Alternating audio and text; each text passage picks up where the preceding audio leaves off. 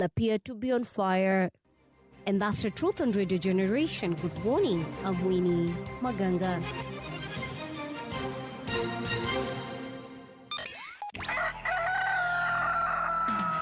In the beginning, there was morning radio. But now there is Radio Generations, the people's breakfast. Curious and bold, getting facts from the shadows. That's what it is. Now, as the city wakes and secrets stir, a bright new voice shines. The people's breakfast. Your morning, your voice, your journey. Good morning. Good morning, my neighbor. Welcome to the home of hard truths and bold insights. Radio Generation. A very good morning to you. How are you doing? This is Radio Generation. The time right now is 5 minutes past 6 o'clock. My name is Mungala Muvina. Kama K. Niko naye City Muga in the studio. City, how are you doing, sir? I'm very You're well? I am. Kila kitu iko fiti? Yes. Kila mtu ako salama? Yes. No one is complaining? Hakuna mtu amesema ya kwamba uko na deni yake? Watu ambao niko na deni yao wako. Watu isipokuwa serikali, kwa hiyo ndio mtu una expect uko na deni yake kubwa. Kuna mtu mwingine uko na deni yake? Niko. Na uko na plan ya kuwalipa? Si ati niko plan. Huwa nawalipa. Na wanajua ya kwamba unawashughulikianga bila stress. Kila kitu inakujanga on time. Ukiwaambia ni tarehe 5. Saa zingine inachelewa. But unalipa. But wanaelewa. Unawaeleza? They know. Kitu muhimu ni unaeleza. It's good. I was taught something while growing up. I was told, if you know you owe someone money and you tell them that you're going to pay them on, let's say, on the 10th, please make sure that on the 10th you pay them. And if you're unable to pay them for whatever reason, let them know in advance. Don't wait until 10th, then 11th, and then 12th is when you're calling them and then telling them. You actually wait for them to call you. No, that's not the right way to do things. So me, when I tell you I'll pay you on the 10th, actually expect your payment on the 7th or 8th. Hivyo ndivyo nilifunzwa. Na for any reason nikiona tarehe 10 ni kama hiyo malipo haikuji, mimi by tarehe 5 na kupiganga simu na kuambia, najua nilikuwa nimekwambia tarehe 10 nitakujenga, lakini sasa kuna vile ninaona hata hii tarehe 10 itakuwa shida. Unaweza nipatia wiki nyingine moja? Si hiyo ni kukua, si mimi ni mtu mzuri, City. Wewe ni mtu mbana sana, good boy. Haya, sawa. No one has ever told me that. So thank you so much, City. Today is the 13th day of July 2026. And guess what? There is no international day. However, yesterday, 12th, was the International Day of Combating Sand and Dust Storms.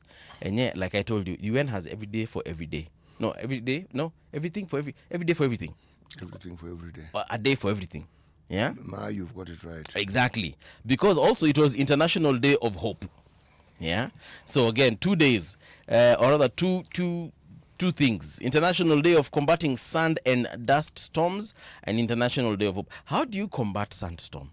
So you just cover yourself and wait for it to pass? Well, you ask yourself, why is a sandstorm problematic? It's because your wind inapokuja na kikamata iwe whirlwind, right? Sasa it gathers dust as it moves along. But as those things happen in very specific places, and the place needs to be either semi-arid, yes, or arid ya kishua. Nazionanga tu kwa movies. So you grow trees. You grow trees, which is a good thing. Yes. What I usually see again in these movies is that when there's a sandstorm, those guys just take cover and they wait for the storm to end. But in terms of combating, yes, I agree with you. You plant trees. And even grass. Those are very because good. Grass, they hold on to the sana, that wind or whirlwind to uproot the grass. So it actually kills the momentum that it brings up, that would bring about that storm. Yes. It's quelled. If you kuja hapo, it suddenly find its momentum has been disrupted, so it fizzles out. Yeah. So there you have it, man. That was yesterday. Today, what is interesting about today in history? Several things, of course. Kama case inaweza kuwa zimefanyika today being July 13th. For example, let me see if there's anything about Africa. I'm sure something happened in Africa. It's just that might not be in recorded history. The most recent one we can take here is 1954. An accord on Indochina was reached in Geneva, temporarily dividing Vietnam into North and South along the 17th parallel. Yani kuna wakati watu walikuwa nakaa tu hivyo na decide let's divide this land. And they are sitting in a faraway country, not even in the country where the division is happening. Where you see all these things are made possible. Yes.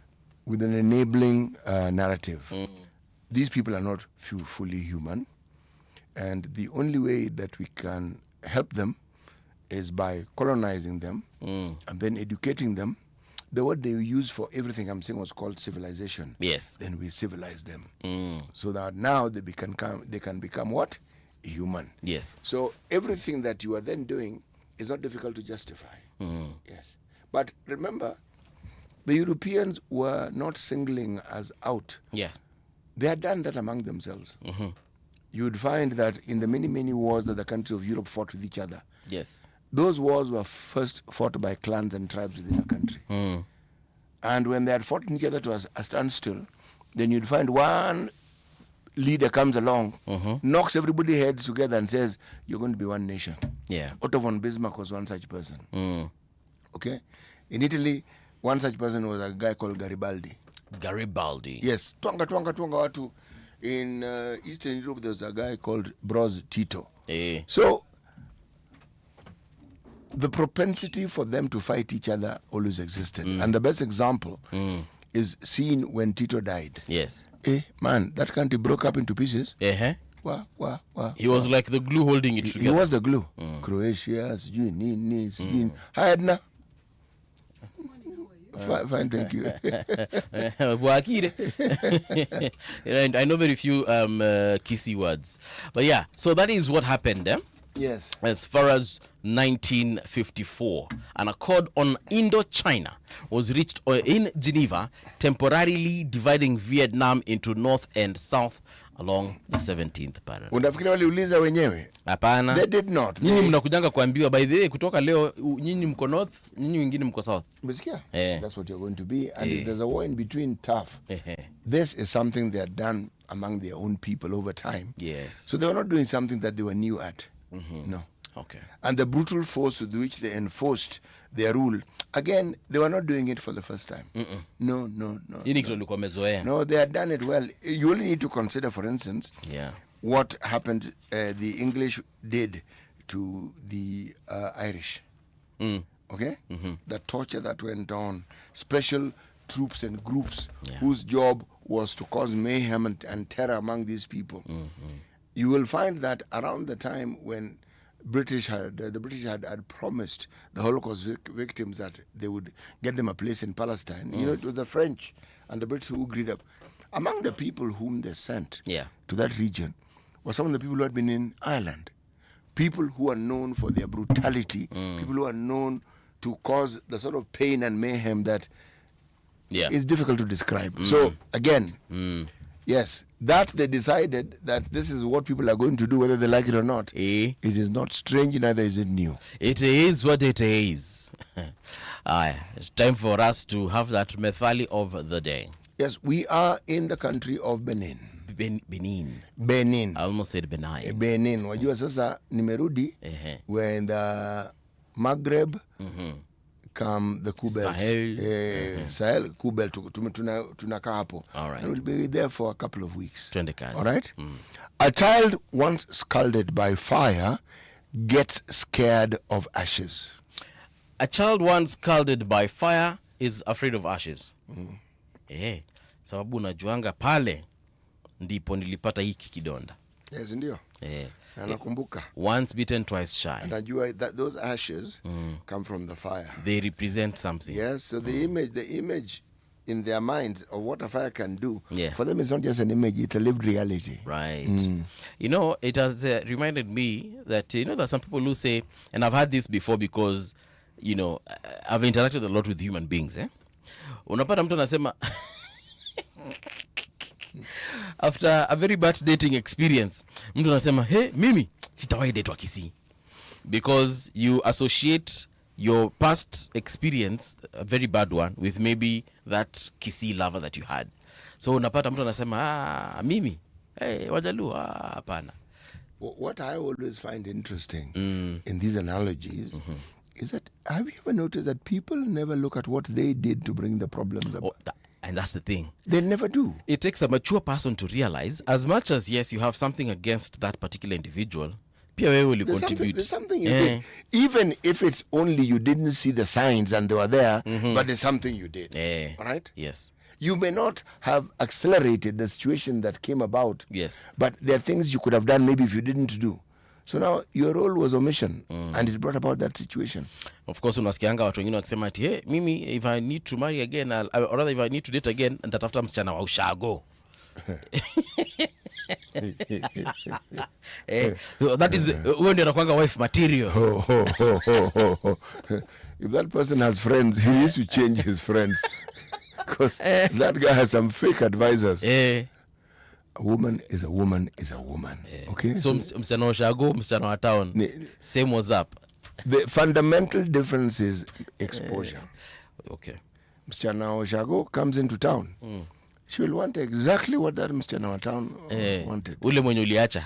Same. And this one will need to catch up. So, by the pressure you're going to be under. All right. A scalded child. Scalded child. A child scalded by fire gets scared of ashes. All right. Once bitten, twice shy. There you have it. radiogeneration.co.ke is where we shall start our morning convo. Sasa hapa kuna story, final whistle for all Kalau campaigns as candidates make last bill. This one is by Maureen Kenya Jui. The race for the All Kalau parliamentary seat enters its final phase today as candidates wind up campaigns ahead of Thursday's by-election, ending weeks of fierce political competition that has been overshadowed by claims of voter bribery, hate speech, misuse of state resources, and fears of possible violence. Campaigns officially end at midnight, bringing to a close a 50-day contest that has attracted national political attention and turned the Nyandarua constituency into a battleground for rival parties seeking to prove their strength. Candidates spent yesterday moving across the constituency in a final effort to secure support before the campaign deadline. From church services and football matches to door-to-door mobilization and public meetings, every camp sought to maximize its reach before voters head to the ballot. All right, so there you have it. All Kalau by tonight midnight. This is the last one. You guys go do what you gotta do. And to the people of Kalau, please, sijui niwaambie nini, choose wisely. Choose wisely, irregardless of what you were given by anybody or what you didn't get. Because sometimes unaweza sema mimi sitia kunipatia kitu simpati kura. Choose wisely. Unakumbuka IBC had said that they're thinking of cancelling this election. And I was like, what in my opinion, what a blunder. That is, it's like telling people that, guys, nimeshindwa. Sasa kama by-election kanawashinda. By-election. Kamoja. Sembuse general election. Mahali kuna like a proper race, proper voter bribery, proper drama, proper violence. Hii sasa mtafanya aje? Paul, this proper voter bribery, what is it? What does it look like? Voter bribery. See, uko na voter bribery. Proper voter bribery. City bana ni asubuhi. Ni wachana hii mambo ya nini? Acha nini? Acha story mingi. Ni asubuhi? In fact nimewacha. To focus. But so if they want to cancel kauchaguzi kadogo kama haka, sembuse kubwa itakuwa namna gani? I keep hearing you use this word sembuse. Sembuse. What does it mean? Sembuse means let me use another example. City anaweza kukula ndazi moja. City anaweza kula ndazi 10. Sembuse moja. If City can do 10 mandazis, surely how can one be a difficult one to eat? Sembuse ni lugha gani? Sembuse ni Kiswahili. Kwa hivyo nilikuwa nasema hivi sembuse City Muga, kama wanashindwa na haka kadogo, je, ile kubwa itakuwa namna gani? Unielewa sasa? Sembuse. Sawa sembuse. On to the next one. This one is on NPS. 1 killed, 14 arrested in Kisumu Nyahururu political clashes. Well, Kisumu and Nyahururu, not Kisumu Nyahururu sounds like it's a specific place. Same location. It's not. Yeah, so anyway, so 14 arrested in Kisumu and Nyahururu political clashes. Did you watch the news yesterday? No, I did not. So there's a guy called James Orengo. James Orengo is the governor for Siaya County. Yes. Yes, and then there's another guy called Edwin Sifuna. Edwin Sifuna is a senator in Kenya from Nairobi County.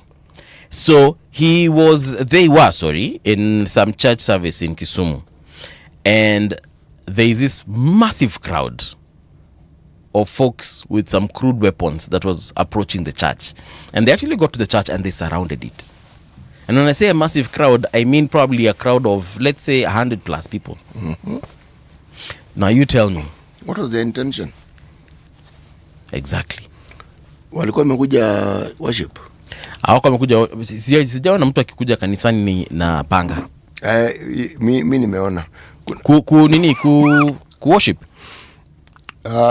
Dispute resolution. Mi naongelea kuabudu. Mimi kawaida nikienda kanisani tuwa tunaenda na Biblia ama tunaenda na kitabu cha nyimbo. I speak of instances there that I have seen where certain churches have had leadership wrangles. Yes. And groups have come to resolve the dispute. Yes. And they've come with crude weapons. So those guys didn't come to worship, they came to dispute their resolutions or resolute their disputes. All right? So these guys were not coming to worship, basically. Okay. Right. People who go to worship in their worship centers or temples or whatever, they don't go with weapons. They just go with a contrite heart. You get? What then happened after they'd gone to church and surrounded it? So they surrounded, then cops came and dispersed them via tear gas and other kinds of ways. Tear gas? Tear gas, the cops had to lob tear gas so that these guys can, of which they did. Then akina Orengo wakapata nafasi ya kuondoka pale na after walimaliza kuabudu lakini ikisemekana there must have been people who they feel were responsible for this. Did any names come up? Because names tend to come up in such matters. As of this morning, I have not heard of any. Sijasikia wakitaja mtu yote amekamatwa ama alikuanga mkubwa wa njama hiyo. Not heard. But this is crazy, man. Then someone died. Why is it that every weekend, the other weekend someone died in Keumbu. The other one, sikumbuki hata ni nani, lakini again there was some other fracas. Why is it that every weekend something has got to go down and people either have to die or get seriously injured, critically injured? In Nyahururu, the driver and bodyguard to Irungu Kangata, the governor, he was shot in the chest. Yes, with a rubber bullet. He didn't die. They managed to get him to hospital and he was treated and he was even discharged. But he had a bullet hole in his chest. That is just one person. So you ask yourself, what is this? And we keep on talking about it. The papers keep on plastering these stories of goonism, like here Nyahururu. Akina Irungu Kangata, they were just addressing a crowd at a designated area. It wasn't even at a roadside rally, the way there's a convoy and then they stop by the markets and then they start preaching. No, they had cordoned off an area, they had set up a stage, they had brought in sound, people came to this particular place. So they were not even disturbing anyone. They were in a place designated, they had planned for this, they had set up everything. So they are here addressing a crowd, then suddenly goons just come and attack them. Gunshots were being in every other direction. Hata ni bahati Kangata hakupatikana kwa noma. And then cause clearly kama bodyguard wake amepatikana na ameniniwa, who was the target? So you ask yourself, what's not happening? Yep.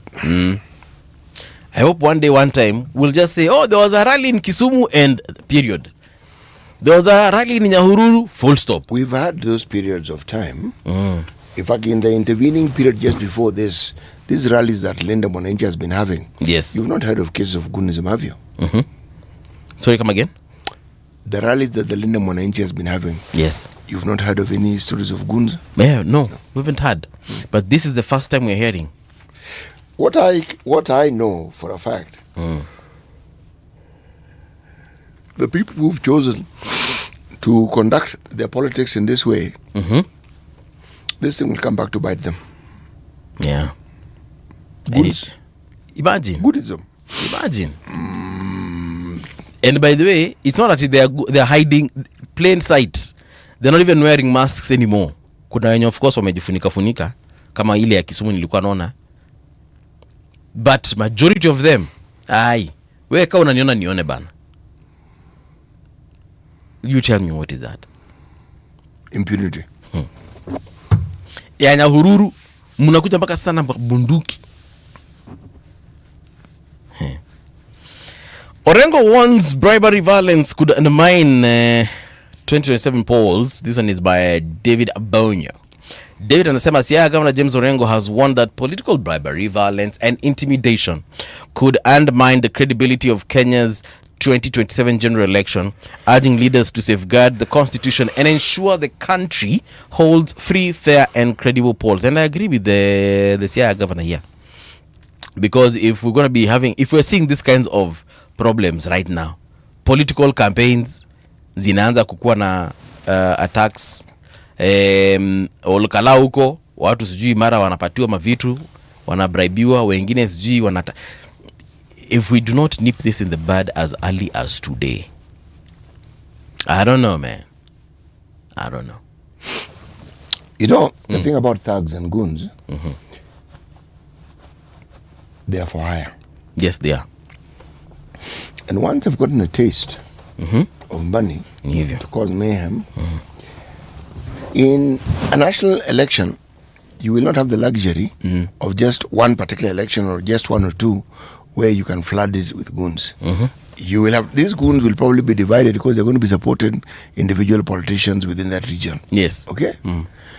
If you are saying that people are already dying, if this tempo goes on, 2027 will be an extremely violent election. You know, online, what people were saying? Online were saying that if it gets to a point whereby Linda Mwananchi cannot hold a peaceful rally where they are attacked by goons, folks online were suggesting that no one will be able to hold a rally. You know what they meant? Yep. It's just that they didn't want to say it directly. But walikuwa wanasema if Linda Mwananchi hawezi hold a peaceful rally sababu wanakuwa attacked, walikuwa wanasema hakuna mtu Kenya hii ataweza kuhold rally. Right now there is no other political activity that is taking place that you can refer to as significant. The time is going to change because all over the country, throughout the counties, there will be people campaigning. Now, it means that you set the tempo for engaging young people. Yes. So what you'll then find that we have actually devolved goonism to a scale that has never been seen before. Goons exist in every county. They do. But now, because of the commercialization element, you will have weaponized them. Now, so even MCA seats, MP seats, you will find that the problem that we're speaking of now will manifest in this particular situation. Oh yeah. Yes. Oh yes. If ati mnasema ati Linda Mwananchi ati sasa Sifuna na Orengo wameenda kwa kanisa, mnataka kuwa attack. Sema alright, sawa tumeona. Sasa watu wengine wafanye hiyo tuone. Walikuwa wanasema basi hakuna mtu mwingine ataenda kwa kanisa. Ati wanakuja mahali wamejiorganize mahali Nyahururu wanaongea. Walikuwa wanasema sawa. Tuone nani mwingine ataongea mahali. You know that we are now going to that place where we are setting in motion something that, as I said, it is going to come back to bite us. Yes. I recall 2008 and the major supermarkets in Kisumu town had been looted. Shops had been looted. Yes. And some of the people I worked with were saying, yes, some of these people shouldn't have been here. I said, you're misunderstanding this thing completely. These young people have gotten the idea that they can loot and get away with it. Yeah. When there are no more shops to loot, what do you think you're going to do next? Loot your homes. That's when I have a colleague of mine calling me, screaming that, there's some thugs heading towards the estate they were living in. I happen to know some of these individuals who oversaw this protection network, because these are the same people who provided so-called security for wannabe politicians, wannabe people who think they're important enough to have security. So they sent 3 young men. I told them, these 3 young men who are coming, you are going to have to pay them because they are security. I said, how? I said, once they're in your house, they will not steal from you, they will not harm you. But once the other thugs come in, they will know that they are the ones who are protecting that place. So you will be safe, really. And it happened as I had said. When you work in a region and you are a researcher, so to speak, yes, you extend your mind beyond the work you're doing and into understanding the people you're working among. So I had gotten to understand how this group of individuals thought. Yeah. But bro, this thing which I'm seeing now, this is new. It's new in this sense. It is all over the country. Yet there was a time when Raila Odinga was moving and shaping his LDP, and there was a mayor in Kisumu called Oile. Yeah. The clashes that the people allied to both of them used to have in Kisumu, people died. Any by-election or election that took place in that region, the clash between goons associated with KANU and those associated with Raila Odinga, people died. So this matter of young people dying because they've chosen a path of what they call security, and mobilization, it is not new. It is not new. It's just that memories are short, so people don't understand. There was a group in the Western region called Angola Msumbiji. Angola Msumbiji had been in existence, but they gained notoriety around the time there were what they call tribal clashes in 1992, 1997. Okay. It was a gang. Okay. We've always had gangs. You had me telling you the number of gangs we have in the country not very long ago. What then happens is that with the proliferation of goonism, as we call it, you'll find more gangs being created because it's an avenue for money. If you sit at the Kisumu airport for a length of time, say 1 hour, you will know that there's some supposed big shot coming when you look at the number of young people who are at the airport. Wanangoja mhesh. Yes. And they come in cars, some come with matatus, but you see them. And you will know that Muhesh has come and gone when you see the numbers have dwindled. Okay. Now, why would something like around 30 people come to greet a Muhesh? Why? Si wanangoja kakiru. Some have assignments, some are hoping. Because after they've all gone, you still find a group of them, several groups walking away from the airport. I've sat and observed this more than once. Hao ni wale wameshapatiwa yao wakagawana huko mbele. Yes. Na wengine wao walikuja tu kubahatisha, as we say, but hawakufaidika sana ama hawakufaulu. Let's go back to the genesis. If you have a young population and you have not planned for them and given them reason to hope, they will go for the lowest hanging fruit that is available. And this issue of the so-called security in that region where I come from, and I understand better, they seem to understand that this security thing offers them more hope. So young people get into it. Yes. All right. Let's get into the traffic updates and see what's happening as far as your movement is concerned. Traffic. Ngong Road, not looking bad at all. There's a little bit of traffic Pale Ring Road, Kilimani, but that's because of a junction. Then Kilimani Estate, your area yote, Agwings Kodhek, Kikambala Road, Valley Arcade, Gitanga Road, huko kote, hiyo barabara iko sawa kabisa, no problems whatever. Did I tell you Agwings Kodhek is moving? Yes, I did. Then there is Valley Road as well. Valley Road is clean. Actually, zero traffic whatsoever. I mean, there is traffic, but I mean, zero traffic jams. That's what I meant. State House Road pia huko kuko sawa. Kama mtaka kwenda kusalimia Muhesh, lakini lazima kuwe na appointment. Msiende huko na mseme Radio Generation imesema tukuje hapa. Ukifika huko bwana mko peke yenu. Oloitoktok Road as well is looking clean at this particular hour. James Gishuru Road Alafu kuna wapi kwingine? Sehemu za Muguga, hiyo barabara yote inaitwa Waiyaki Way that will take you past Mountain View all the way to 87 and Regen kule Gitaru. Hiyo barabara yote iko no problems whatsoever. Nairobi is in traffic jammed at this particular morning. I'm even looking at the picture of CBD ika vibaya. Wacha niangalie ile place nyingine nyu kwa manga pale hivyo Pangani. Hiyo iko kutoka Kiambu Road imeshikana. Utalii Hotel heading to Pangani is bumper. A little bit of traffic also at KCA, but everything else after that is no, it's not moving. As a matter of fact, from this is where PCA Kasarani. Actually, let me just take it further back because it's a very long traffic jam. So there's traffic from Kahawa Sukari, and then it eases up kidogo at Githurai 45. Then again it catches up at Clay City. Then it eases up at PCA Kasarani, inafunguka. Then mukifika pale hapa ni wapi? Sasa hii junction ni gani? Wewe jua tu kutoka pale Kamiti Road, amusongi. Then mkuje tena mpatane pale hivyo KCA. It's a problem, guys. I don't understand why you guys are usually Mungu ni kama akona shida na nyinyi barabara ya Thika Road, because even after the expressway, not expressway, after the Thika super highway, there's still a problem there. Anyway, let's go over to this place called Mombasa County. Mombasa County is not looking bad.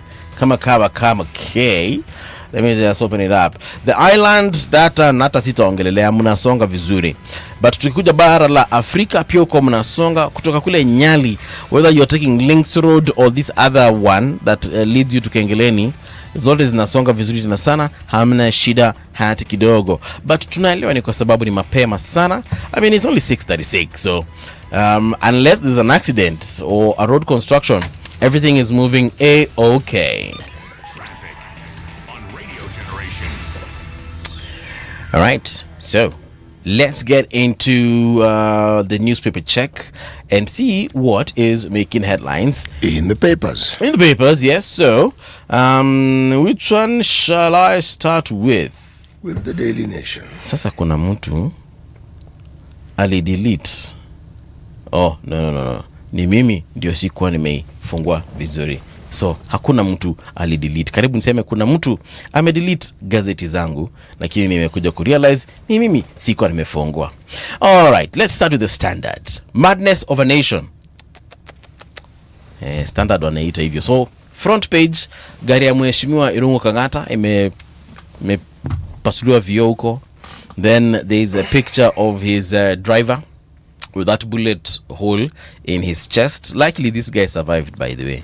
Had that bullet gotten maybe say a few inches higher, it would have hit his neck and would have been talking about something totally different right now. Or it would have hit a blood vessel. And then now we would have a completely different story.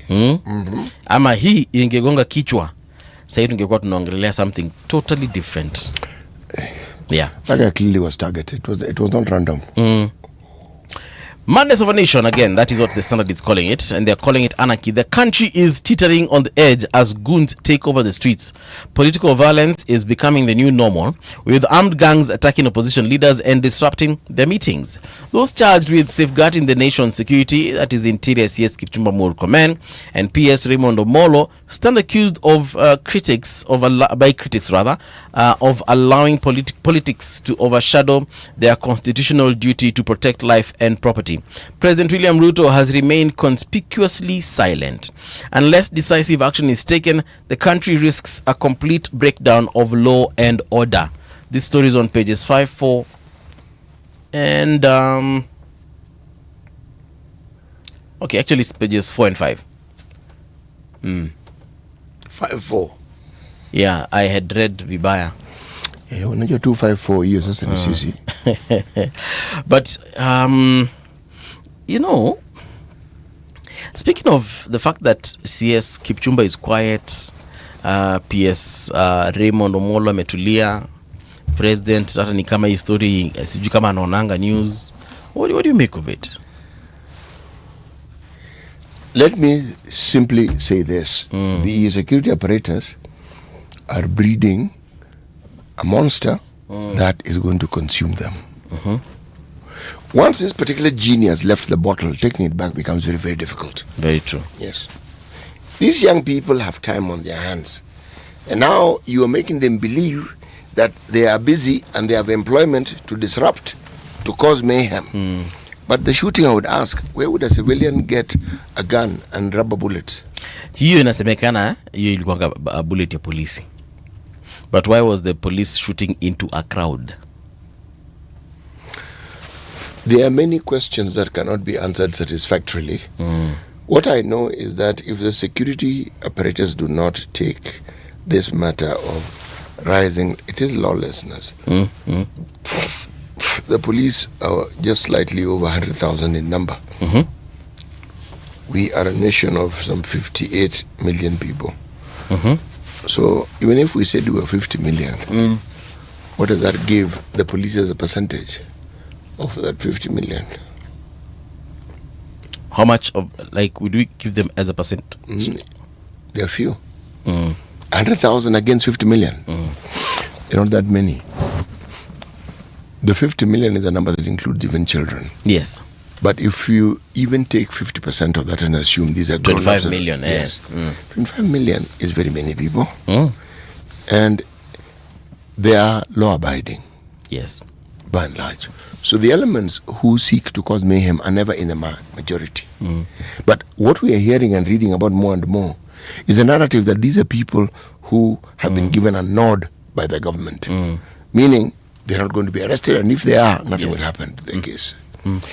This doesn't forebode well for the country, but let me say what I said earlier on. They are breeding a monster that will come back to bite them. Yeah. Yeah. Daily Nation says, moment of truth for Uhuruto, 7 trillion shillings loans. The Kenya Kwanza government has launched a fresh bid to halt proceedings in a landmark constitutional case challenging the legality of the 6.95 trillion in public debt, with Treasury Cabinet Secretary John Mbadi and Attorney General Dorcas Oduor filing fresh applications to stop the hearing scheduled for October. Let me read this again. Read it, please. The Kenya Kwanza government has launched a fresh bid to halt proceedings in a landmark constitutional case challenging the legality of the 6.95 trillion in public debt, with Treasury Cabinet Secretary John Mbadi and Attorney General Dorcas Oduor filing fresh applications to stop the hearing scheduled for October. Why would they stop it? Why? If you stop it, then it isn't discussed. So the question is, if that therefore is the case, why don't they want it discussed? Unaona sasa mali shida ya Kenya inaikwanga. Kwa nini wanakataa ikidiskasiwa kule kotini? And it's also saying this is the public debt. Financial year of 25-26, the public debt was, or rather is at 12.85 trillion, sorry. In 25-26 again, it was 12.29. Then in 24-25 it was 10.92. 23-24 it was 11.14. 22-23 it was 9.14. And then 21-22 it was 8.2. In 19-20 it was 6.04. In 18-19 it was 5.19. This is the now Uhunye was president, yeah? Then they are saying in 17-18 it was 4.6. Then 16-17. Not 17-18. Yeah, the year 2017-2018. Yes, 2017-2018. Yeah. Sini, though you said it sounded like 17-18, I'm thinking. No. The year 2017-2018 it was at 4.6. Then in 2016-2017 it was 3.76. And then in 2015-2016 at 3.15. The year before that it was 2.47. And the year that President Uhuru became president, it was at 2.1. So he inherited a 2.1. No, in his first year, he owed 2.1 trillion in public debt. So in his second year? In his second year, alikuanga at 2.47. And he finished at 2.47. Yes, alitoka 2020 what? Alitoka 2022, So 2022-2023 financial year ilikuanga 9.14. So if you do the maths. If you do the math, brother man, that is the current president, has increased it by almost 4 trillion. 4 trillion in 4 years. Yeah, that makes it 12 trillion. Niko The na swali. circumstances, yes, Teacher, please. teacher. Yes. Paul, ask your question. What on earth do we have in this country to show it is a country worth 4 trillion? Let's even put it at 3 trillion. City, ni nini tuko nayo kwa hii Kenya? Tricky. It's very tricky. 3 trillion. It is very, very tricky. Ni nini tumedevelop ya 3? Because debt is supposed to be, according to our laws, according to our constitution, we borrow for development. Ni nini tumedevelop unaweza sema worth 3 trillion? Kuna barabara za worth hiyo pesa, kuna mashule za worth hiyo pesa, kuna what else do we develop? Airport za hiyo pesa. Ni nini tunaweza sema ile tukishikanisha hile na hile na hile na hile na hile na hizo zingine in 4 years zinafika 3 trillion. One of the things you will be told is the extensive road network, but it's in the billions. It's not in the trillions. No, it is not. We will be told there's the SGR. Again, it is in the hundreds of billions, not trillions. Yes, sir. And then, And then you see, we constructed a new what is it called? the expressway. No, forget the expressway. Hii kitu inakuanga State House. Na hiyo si development, hiyo ni renovation. The thing that is a bit puzzling about these debts is that at the time, you start by looking at the debt that Uhuru inherited. Okay? It was barely 2 billion. It was 1.8. So, Parliament... You mean trillion? I meant you trillion. You said billion, okay. Parliament are the ones who can raise the limit to what we can borrow in keeping with what we consider to be the standard debt to GDP ratio. Okay? Now, Parliament, I think, raised it to a certain number of trillions. Yes. But the argument has been some money was borrowed without Parliament raising the borrowing limit. Okay? But the real question is, fine, we borrowed. The first borrowing that we understood was something called a Eurobond. Now, the Eurobond had to do with a dam. That story continues to be interesting. Okay? It reminds one of a certain dam that was built in the Moi era called the Aror Kimorer Dam. No, Aror Kimorer Dam was in the Uhuru era. Oh, right. That's where the Eurobond was. Okay? In the Moi era, there was a dam that was built in that same region, and it was said that the river that flowed into that particular dam was not quite as permanent as some people said. But then this is what I'm trying to say. The honest discussion that we often speak of here is necessary in such a case. What is it that occasioned the borrowing that Uhuru government did? What occasioned the borrowing that the Kibaki government involved themselves in? What occasioned the little borrowing? Because one of the things that the Moi government faced was Waliwekewa X. There is a story that has done the rounds in social media about the Kenron fertilizer that was supposed to have been built in Changamwe. Yes. And how money was taken to build that and it was never built. Okay? And how in the Kenyatta era the debt was being paid for. The Moi era came along and Moi asked this debt. Rada. They said stop paying. But it was also a period of time when we still had the Cold War. Yes. East versus West. Now, America had a tendency, because they are probably the biggest contributors to IMF and World Bank, so they had a tendency of telling us where to jump and where to get off in terms of what we can do and what we cannot do. It is argued that Moi struggled to keep the country afloat because the IMF refused, or World Bank refused to lend him money. Partly, they say, is because he decided this debt, which he considered was odious. I mean, we've taken money and there's nothing we can see, and we were told that we're taking to build something. That's number one. Yeah. If you bring this argument and the discussion to the present day, you then go to Uhuru and ask, what was Uhuru borrowing for? What are these things that he was building that required the trillions that he borrowed? Because if Kibaki left him with a debt of 1.8 trillion. Yes. And he left us with a debt of something like 8.7 trillion, some say 9 trillion. Okay, so these many trillions, what were they for? Yes. Because it's some to 6 point something trillion which was borrowed by that government. What was that money for? What is this thing? I'm going back to the question you asked. What is it that we can look at and say, our money was well spent? Because you can see this, and you can see the other, and you can see it. There are things we can see. Yeah. There was the idea of the airport. Yes. Long overdue. Then a portion of it burnt down, if you remember correctly. I remember very well. And then they said they were renovating it. And they did. It was a shoddy job. Oh. The first thing that happened, you go to the international section. Because I remember it was cordoned off for how many months? It was almost a year. It was Yes. Terminal 1A and B. That's international departure. Yes. And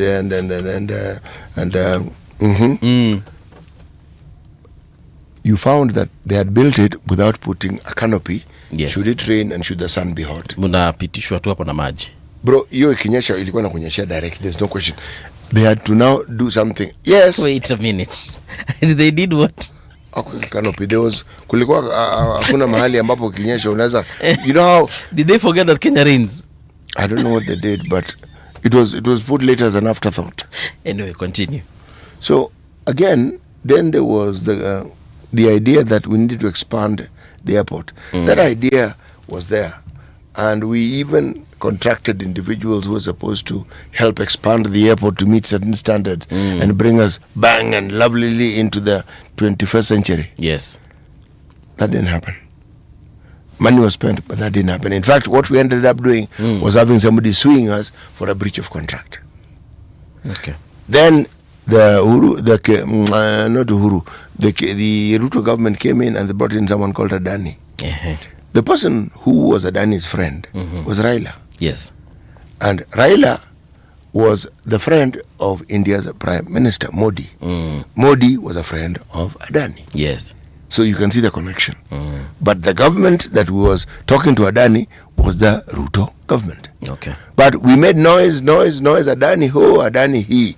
Adani Adani So Adani away. Okay? Yes. Yet the one thing that company has actually done very successfully in many countries is precisely that, build airports. Yes, across the world. The problem that they had with the US at that particular point in time, the US exonerated them. They said, yeah, we thought this, but we found out it's actually not true. So Adani was clean. So now we find ourselves in a situation where we are bang in the middle of the competition with Rwanda, with Ethiopia, and maybe Tanzania, because they're upgrading the airports. Why? They've seen the gap for there to be a hub. And for the longest time, Nairobi was that hub. I remember we were having a conversation here with Kafafa. And he was like, do you want to become a transport hub, a cargo hub, a business hub? Like, you have got to decide as a country, and especially as a capital city. Why can't we be all those things? And I actually, yes, I said we can actually be all. Yes, we can. Yeah, we tunaweza kuwa na zote. If you've ever been to Schiphol is all those things.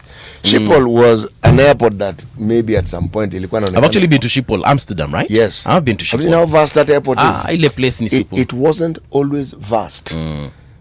They realized that given where Holland was, Amsterdam, it could be a place that could benefit them immensely, because planes leave the continent of Africa, they land there, as or they land in Heathrow, or they land in Paris, Charles de Gaulle Airport. Yes. So they figured, this one, we can actually make ourselves, and they rebuilt it. Oliver Tambo Airport in South Africa, because they had the World Cup, was refurbished and made beautiful. World class. Yes, but you see, South Africa has, forget international flights, local flights. Who goes in Anoga? They are very, very many. Mango, but there's an airline. Gani. Now, what am I saying? The understanding was that they wanted to make Nairobi, JKIA, something similar. For some reason, yeah, for some reason we haven't done it yet. Let's just leave it at that. Shida ya Kenya ni vile watu wanafanya mambo.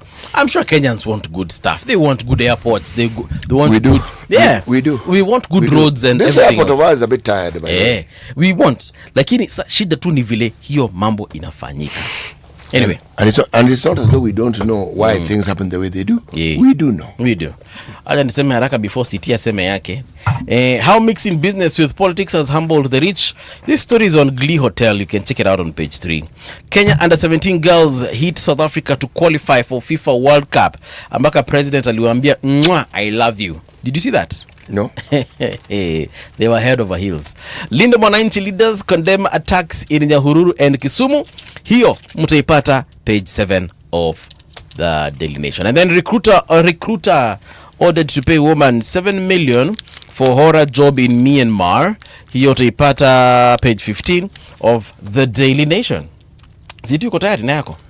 Mimi nimemaliza story zangu. Acha niangalie People Daily haraka. Nyota Fund, youth face harsh economic realities and collapse. Now, this is the front page of the Daily Nation. Of the People Daily.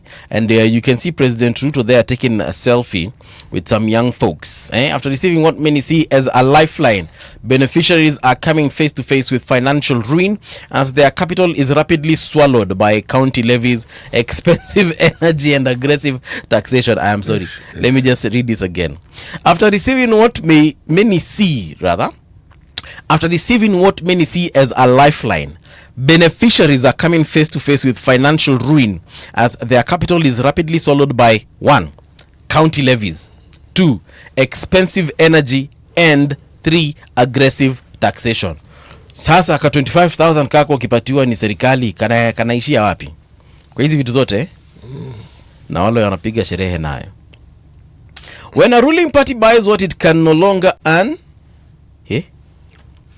that story is on page 12. Check it out on the People Daily. The Star newspaper. Pale mbele wanasema, why new Sacco bill has raised great interest. Violence rocks Linda Mwananchi event in Kisumu. These guys are mixing 2 headlines in one. Let me start again. Wave of panic swept through Kenya's financial bedrock, and they are asking why new Sacco bill has raised great interest. You'll find that story in pages 4 and 5. Then there's a picture here, actually several pictures.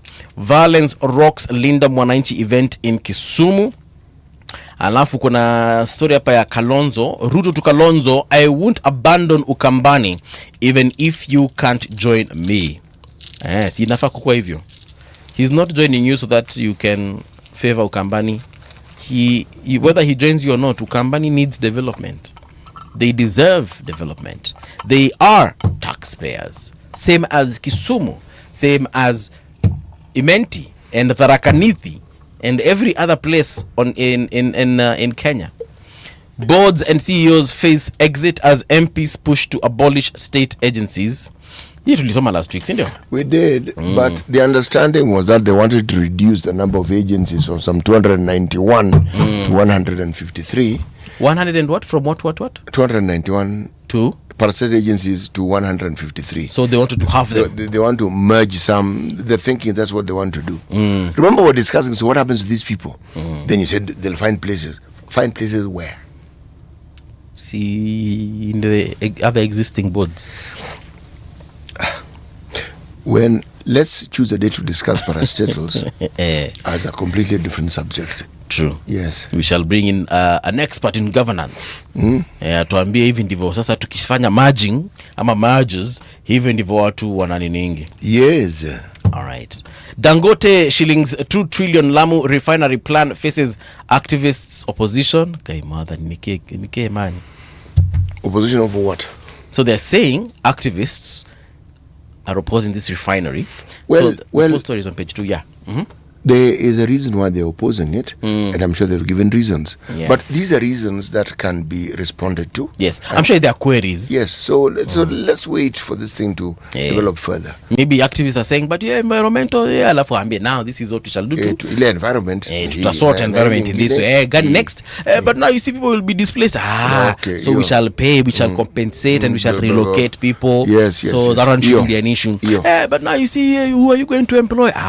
We'll employ locals. protocols. Of course, we shall have a few maybe experts coming from Nigeria and others coming from the US and UK. But at the end of the day, 90% of people employed will be Kenyans. Any other question? Then will you give me a job? Yeah. So now you what can you do? I used to but now I am thinking I need to upgrade, and I said, then why don't you apply? Enda shule, ukishamaliza, unataka kufanya ni masters? Yes. In 2 years. And when we put the adverts, you can have a look and see what it is you qualify for, and then determine, and you can apply. Usipaniki. Don't. My brother, don't panic. And we got you. Taifa Leo, front page, ni domo kaya tu. Taifa ni ya nation, Yes, Taifa ni ya nation. Ni domo kaya tu, hivyo ndivyo wanasema. Visa vya uhuni jana dhidi ya mikutano ya Linda Mwananchi vinaanika serikali kama inayosema bila kutenda. Wanamaanisha nini?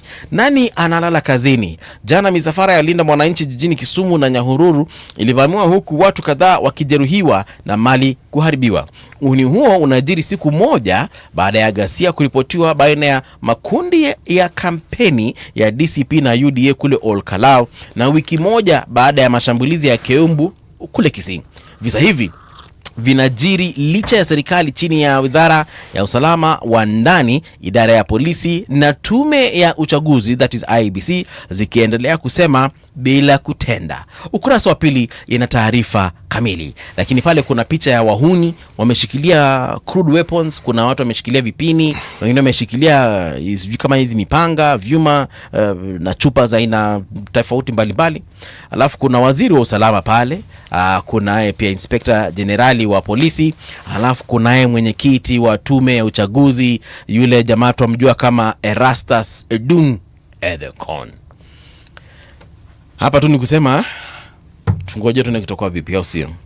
Kampeni ya Olkalau ni lala salama leo, kama walivyosema leo saa 6 usiku mkwe mamaliza shughuli. Umoja wa upinzani katika mizani, hayo tulishajua, tumekuwa tukizungumzia hapa.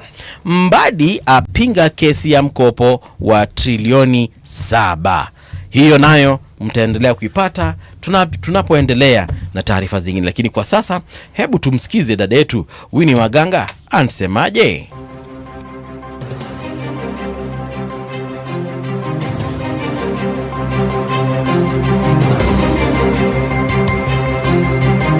This is the Radio Generation News. Good morning, I'm Winnie Maganga. At least one person was killed and several others injured following violent clashes between two groups in Kisumu City on Sunday, according to the National Police Service. The violence erupted during and after church service at St. Joseph Catholic Cathedral in Kisumu, where Siaya Governor James Orengo and Nairobi Senator Edwin Sifuna, both principals of the Linda Mwananchi movement, had attended. In a statement issued on Sunday, the NPS condemned what it described as acts of political intolerance, violence and goonism. Meanwhile, Governor Orengo says they will not be intimidated by the violence. On my part, I'm used to this type of war. I want to repeat, I'm used to this type of war. I want to repeat, I'm used to this kind of war. And those in the state, because this is a war being waged by the state, with the hands of Raymond Omolo, Boya Court, we have evidence, and part of the leadership in Kisumu and in Linda ground. Their hand is in what happened in Kisumu today. Amnesty International Kenya is calling on the IBC, the Office of the Director of Public Prosecutions, and the Ethics and Anti-Corruption Commission to investigate and prosecute anyone involved in the election offences ahead of the July 16th Olkalau parliamentary by-election.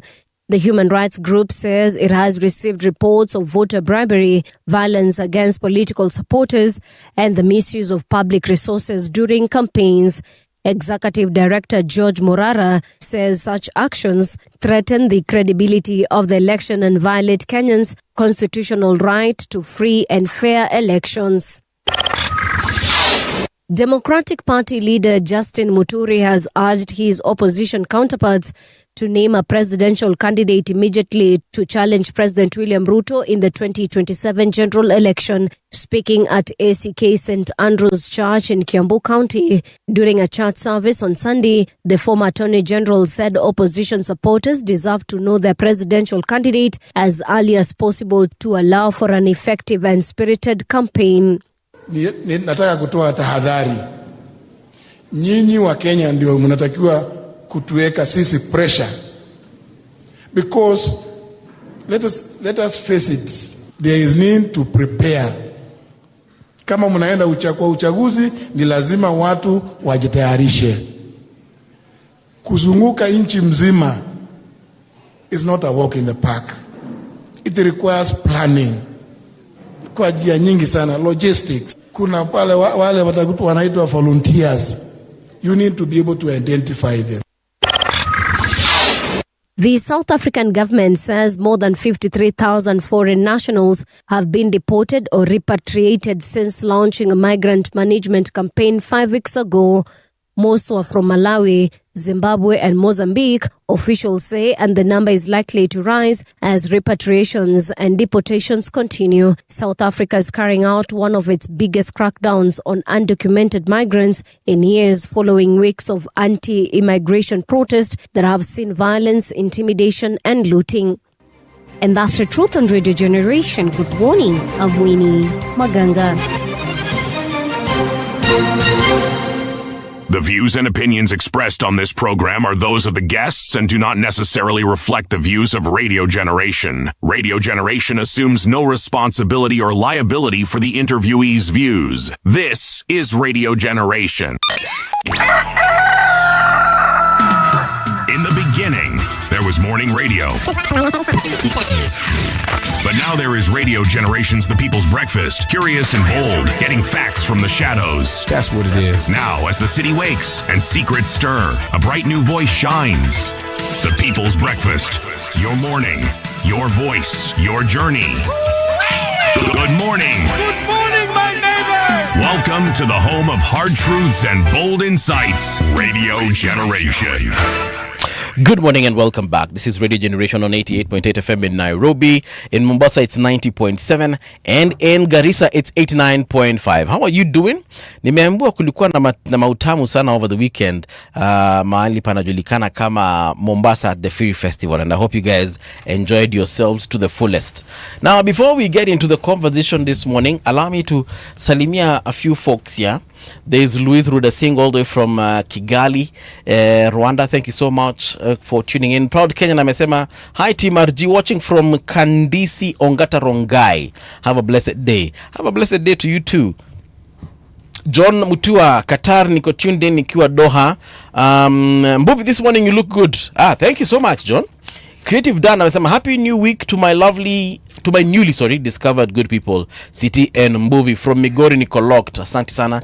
Marita amesema, good morning kings and queens, Kitengele iko locked in. Daniel Shuru amesema, a disturbing weekend filled with the usual political shenanigans and violence. Many of us were here during the 0708 electoral chaos. Now it's far much worse if nothing is done soon to stop this madness. Alafu ajamalizia akasema, huyu ni Super Mwamba amesema, Mbuvi, Linda Mwananchi has experienced resistance in Kitengela, Busia, Kisumu, Kisii, etc. It's not accurate to say it has been smooth sailing. Okay. Sawa Super Mwamba. Daniel Shuru amesema, this is what will be remembered as Ruto's legacy. Alando, good morning City and Movie. Wafula team City and Movie, si tuseme tu kweli, police are protecting goons. Wangoi amesema, Ruto has lost control of the government. Danson Kenya, good morning City and Movie. Well, good morning to you too. Alafu Anu Wanjiru, good morning City and Movie. Alex Gioko akasema, good morning Movie. How is Tungutu? Tungutu is good. As much as sijakuwa in a while. The last time I was there, I think, is a few weeks ago when I attended my cousin's funeral. But nonetheless, iko tu sawa. Sijasikia shida yote huko, na tunaongeanga na watu huko wanasema iko fiti. With us in studio is none other than the Director of Communications at the ODM party, that is Philip Etale. Philip, good morning and welcome back. Morning to you, and thanks for having me here. Nice to see you after a minute. Yeah. Last time you were here, nikikompare na saizi una glow. Hata skin color imechange kidogo. Ni maji gani unakunywa? No, he was in mourning. Yeah, he was in mourning. Actually, I was in mourning. Yes. Thank you, City. Yeah. But now I'm trying to recover from it. Yes. And you know, they say you don't have to have money to look good. You have to look good to attract money. Yes. So hivi unaongea sasa hivi uko na pesa. See, no, you have to look good to attract money. Okay. So I'm trying to look good so that money can come. Okay. Yes. No, it will come. Don't worry. Kama haijafika bado, iko njiani. But karibu sana. Asante. Siti mpatie methali kabla tuingie kwa mambo ya what is happening with ODM broad-based government etc. Our proverbs for this week are from the Republic of Benin. A child once scalded by fire gets scared of ashes. I get you. And indeed it's true. You know what fire can do to somebody. And that's why someone said, once bitten, twice shy. Oh yeah. So when you get burnt, you must at all times avoid ash, because you never know if pieces of fire are still in that ash. Yeah. And I think I agree. Yeah. But from the outside, I would say, if you think you can do bad to anyone, always think before you do it. Yeah. Yes. True story. Think twice, yeah? Yes.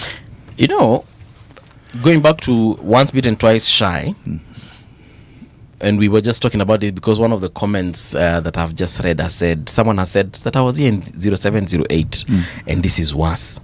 You were here in 0708. Yes. Is this as bad as it was? That time I was at the heart of the newsroom. I was in the newsroom and I was sent out there. I saw what happened.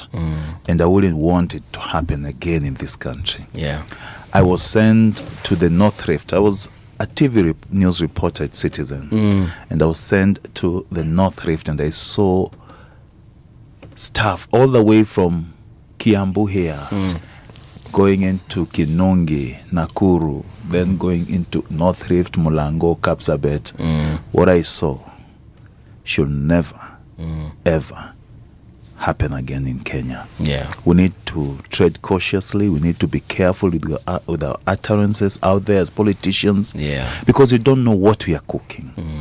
You can be happy cooking food in the kitchen, but you don't know what awaits you outside there. Yeah. Because you know, the drums of war that are being beaten, I shudder to say, by politicians from both sides of the political divide, are not good, especially as we head into election year.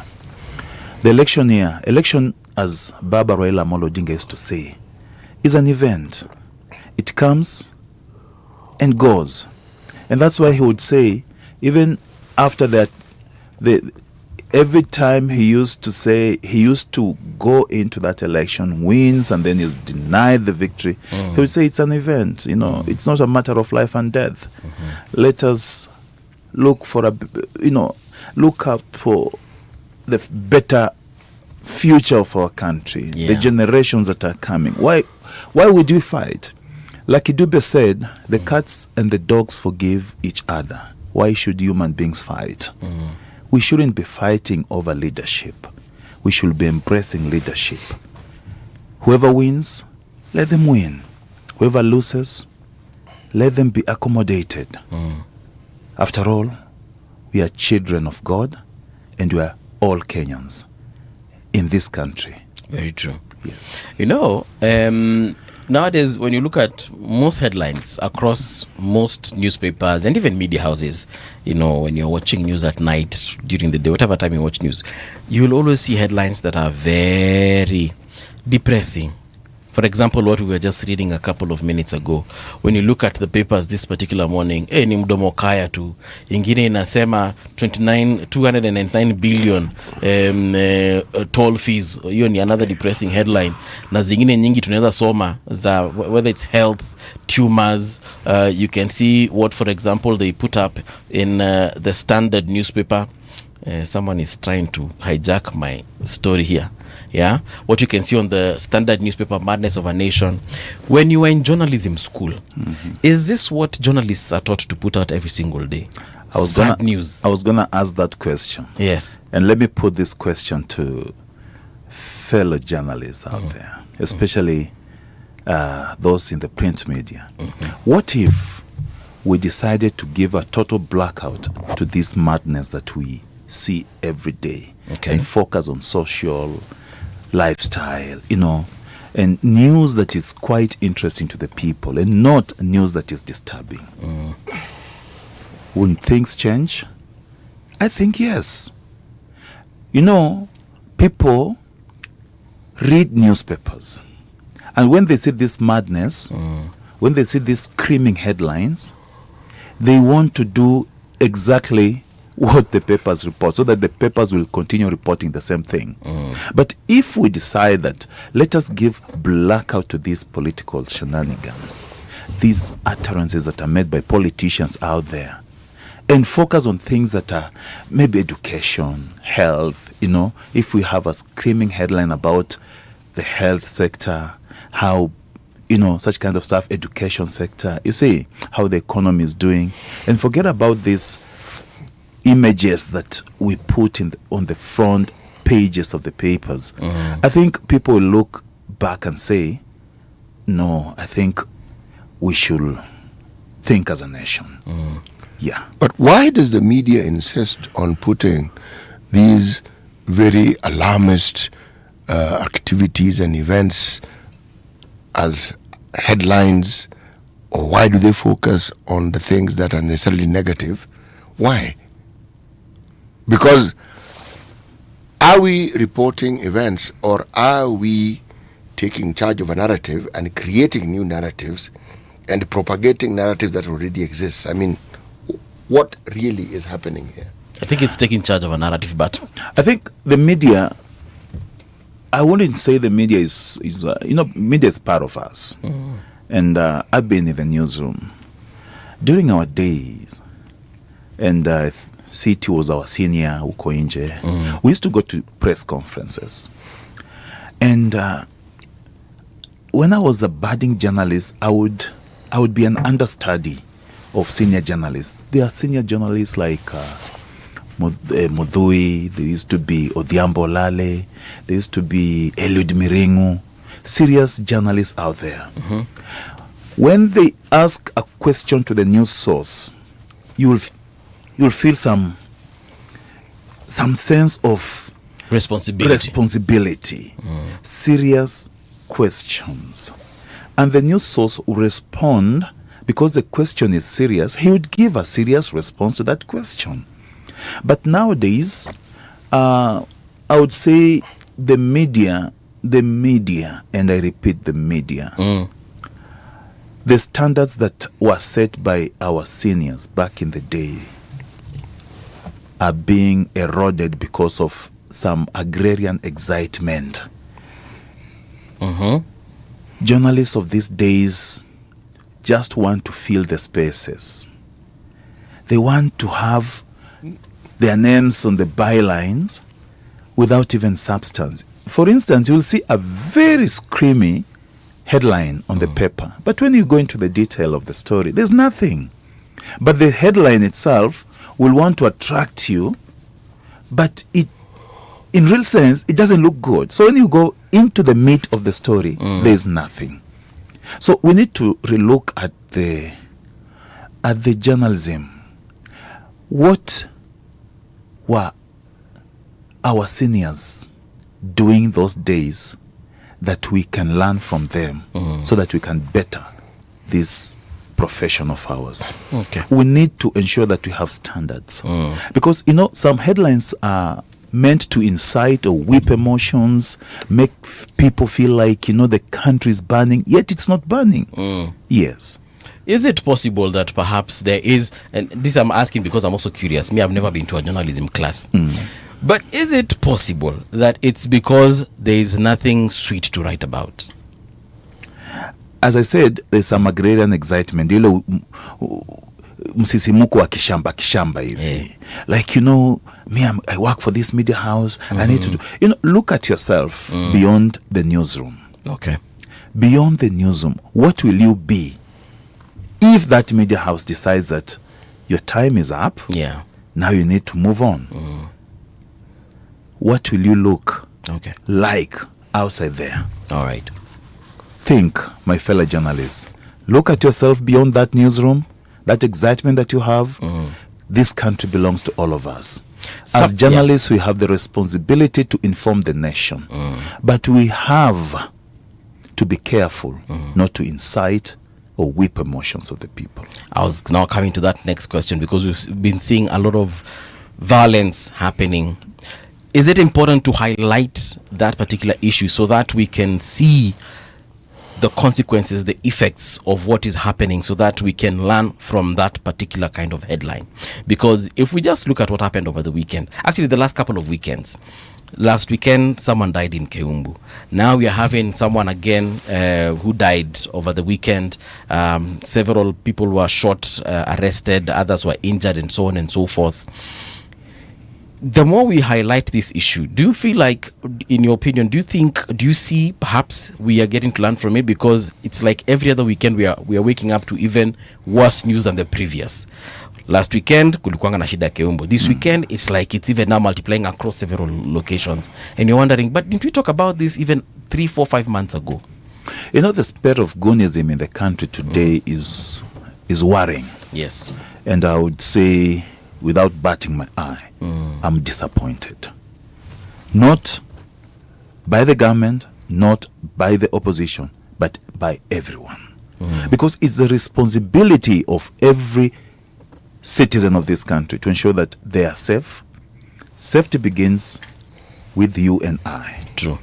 And then you ask yourself, why would we be experiencing this?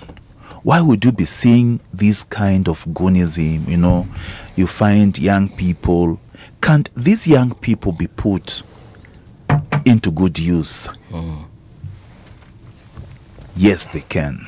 If we decide that we should stop giving handouts to young people to cause mayhem and choose to use them positively, I think this country will be a better place than you found it. But if we continue with this kind of tabia, this kind of manners, it's bad manners to have young people. Some of them, majority of them have been to school. Yeah. But because they do not have jobs, they resort to being given handouts to go and cause mayhem. That one should stop.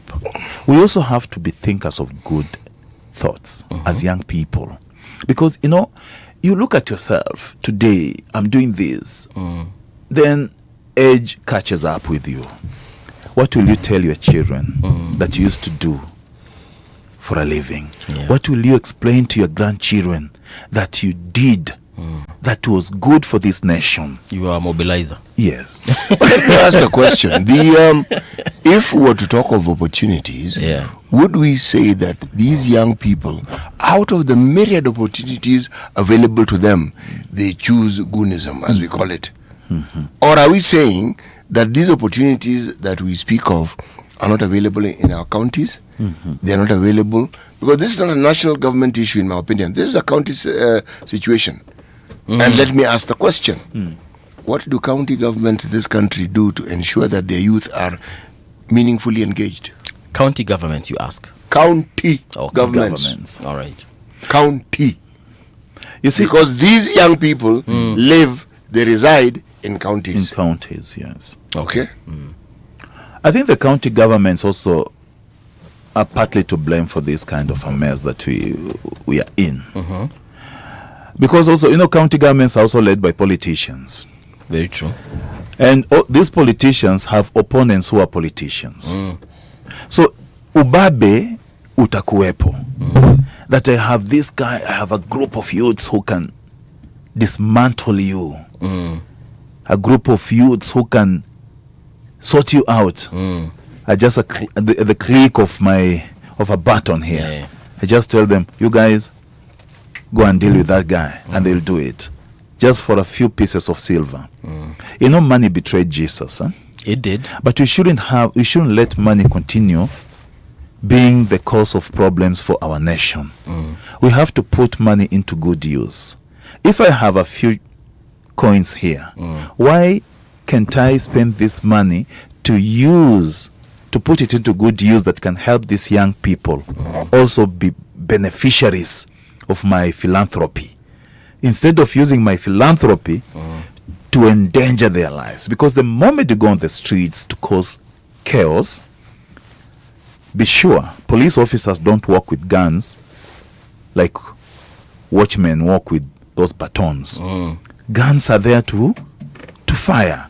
So if you become a source of insecurity to the people, police officers will deal with you. For sure. But how do we avoid the wrath of police officers, the trigger-happy police officers? Let us be good people. Let us be responsible citizens. Because, you know, I saw a video of young people with bows and arrows yesterday, and I was like, why would you do that? And politics is not a matter of life and death. You know, let these people, you know, as Baba used to say, there's a time I was with the late Raila Odinga, let him continue resting in peace, in his office at Capitol Hill. Just the two of us having tea, like this tea that you have served me this morning. Very nice tea anyway. Karibu sana. And he told me, I asked him about politics. We were just talking about politics. I was trying to pick an S from him because I also aspire to be a politician. Okay. Then he told me, in politics, you have to learn three things. Number one, always read the mood of the people. Number two, learn to listen to the people. And number three, listen to your heart. Okay. What your heart tells you is what you do. Because it's the heart that leads you to goodness. Your heart will never lead you to doing bad things. So I always believe that these young people, when a politician calls you to his or her homestead or office and tells you, tomorrow I want you to go and do this, and I'm arming you with this and this and that, you should look at yourself and look at your life, and then look at the people around you, in your family. Maybe if you have a family, if you have children, how are those children going to survive in the event my life gets terminated where I'm going tomorrow? Think. Young people, think. Let us put our brains and energies into good use. I agree. That is one thing I would want to advise the youth of this country. The youth are the pillars of the nation, but you cannot be the destroyers of the nation just for a few coins of silver. Ndugu Etale, tell me, the options that these young people have, what are they? You see, we have the digital economy today. I've seen young people in countries I've visited resorting to being content creators. There are young people who've decided that let me start a podcast so I can attract views and make a few coins for myself. You see, there are so many opportunities out there. You don't have to wait for white-collar job. The world of today does not have white-collar jobs. They're very scarce. If you get an education, you go to school, your parents pay your school fees, you know, you become educated, learned. Can you use the brain that the teachers gave you, imparted in you, to do something creative for your future? We have the blue economy. There are people who go fishing. There are fishermen in Lake Victoria there, Lake Turkana at Kalokol. We can also become creative. I decide that, okay, I can be buying this fish from these fishermen, these fishmongers, and transport them to Nairobi, process this fish, and I double the amount of money that I spend buying the fish from these fishmongers. We can be creative. There are so many things that people can do. You don't have to be handpicked by a politician to go and do something. Like you see, today you'll find their constructions, not everyone can fit in that.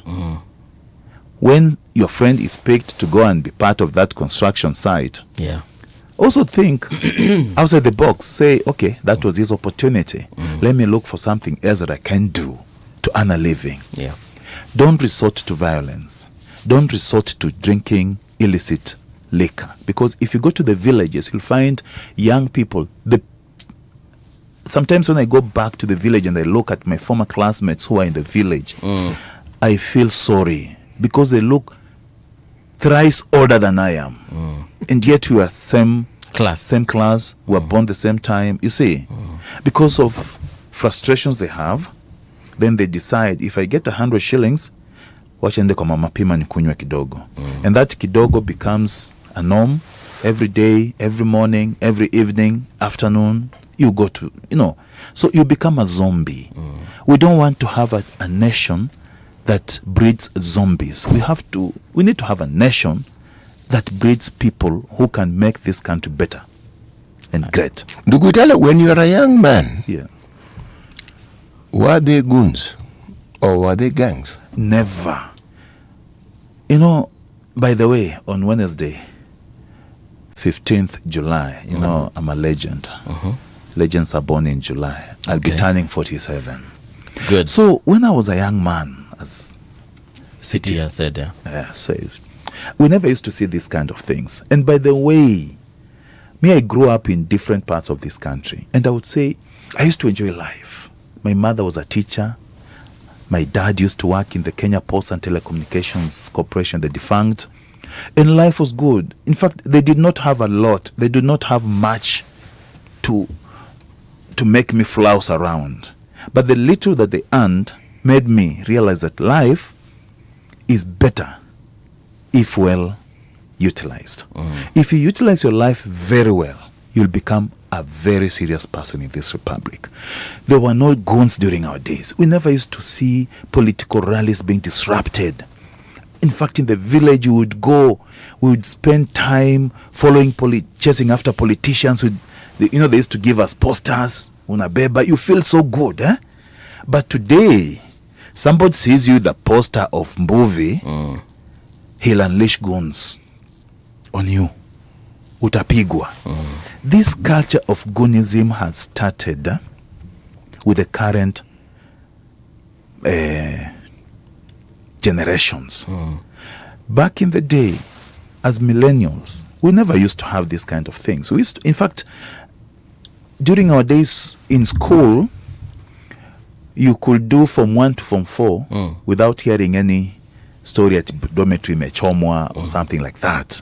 But today's it's become like a daily thing. I don't know what prompts these young people to do this. At unapata dormitory mechomeka. Then another one. I saw a video, a viral video of a student telling teachers, ati musipotufanyia hivi, kesho tunachoma.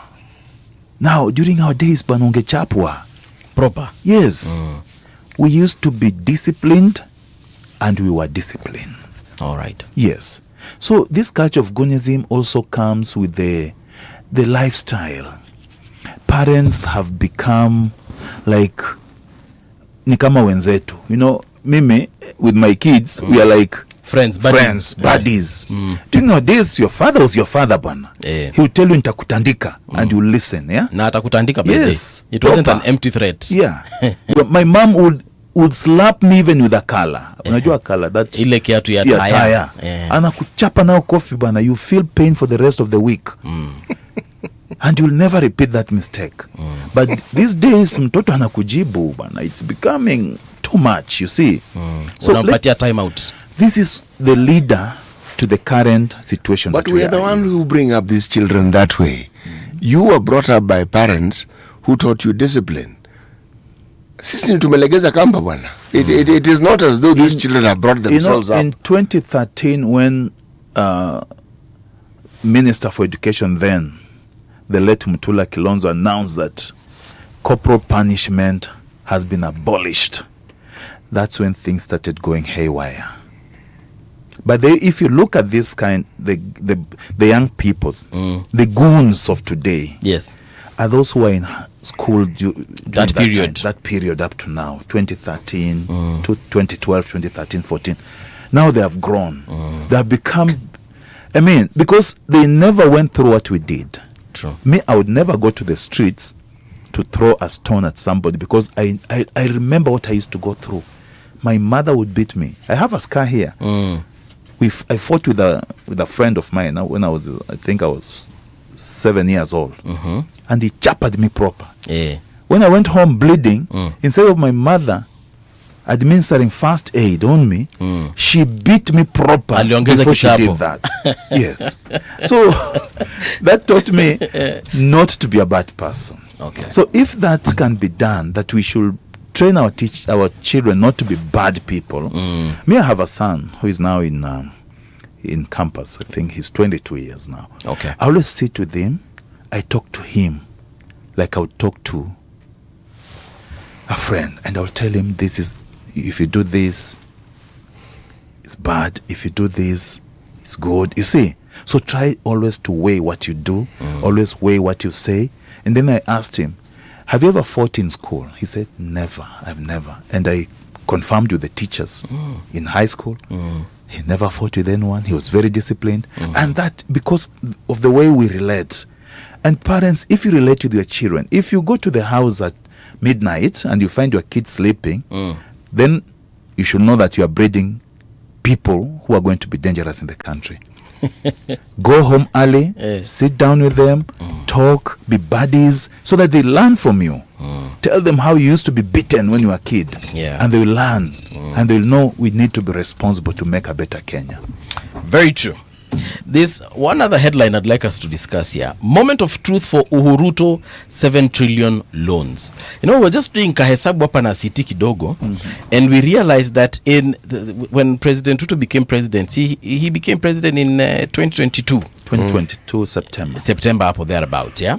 So the loan at the time was at 9.14 trillion, but now it's at 12.85. So plus minus, there's some 3 trillion somewhere. And City and I were asking, we honestly can't see development worth at the very least 3 trillion. We tried to mention some roads here and there. We said, but those ones are maybe a billion. Na ile trillion ya kwanza, do you see anything? No. So not because you see, yes. You see, that's where the media goes wrong. Okay. Because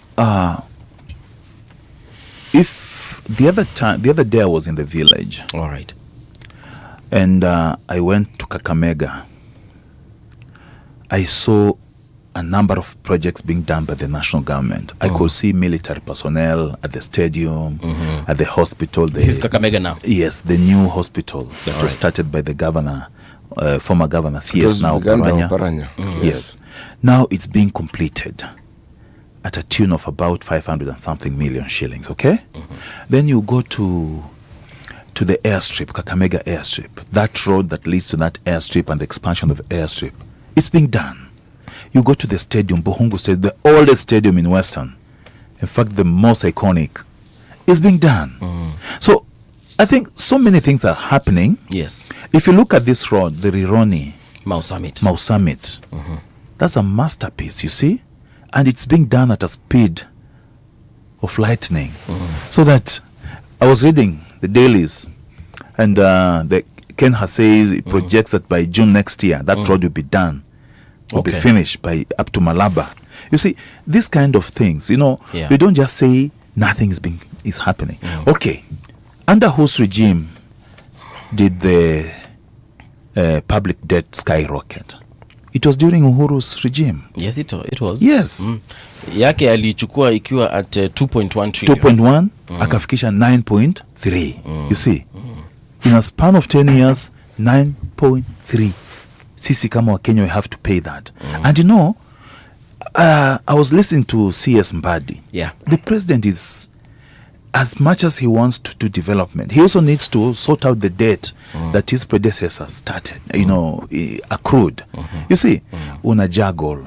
I need to do this road. People say I'm not doing anything. And then we have this debt.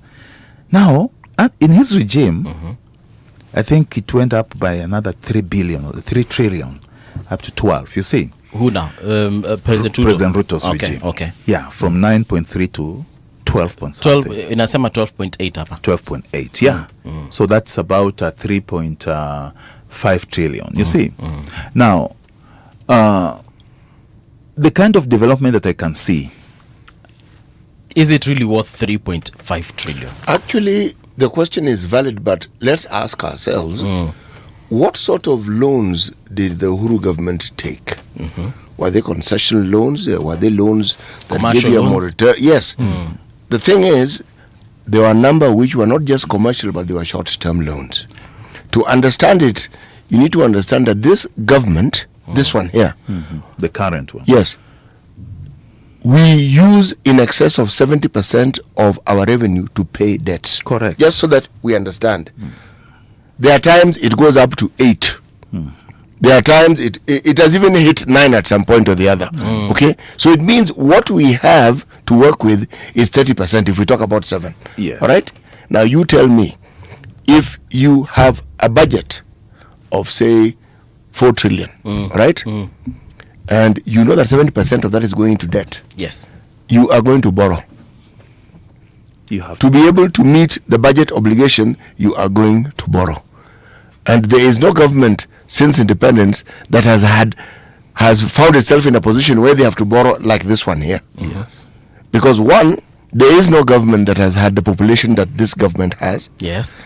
There is no government that has had the debt that this government has. Very true. So, when we look at what we are calling the debt that seems to be rising with every day, understand that a good portion of what we borrow is to supplement what it is from our revenue that goes into paying the old debt. The old debts. Yes. So, if you're talking about development, if we were honest, we'd say this amount which remains when the debt has Been paid. well, the portion that is required has been paid off. That's 30%.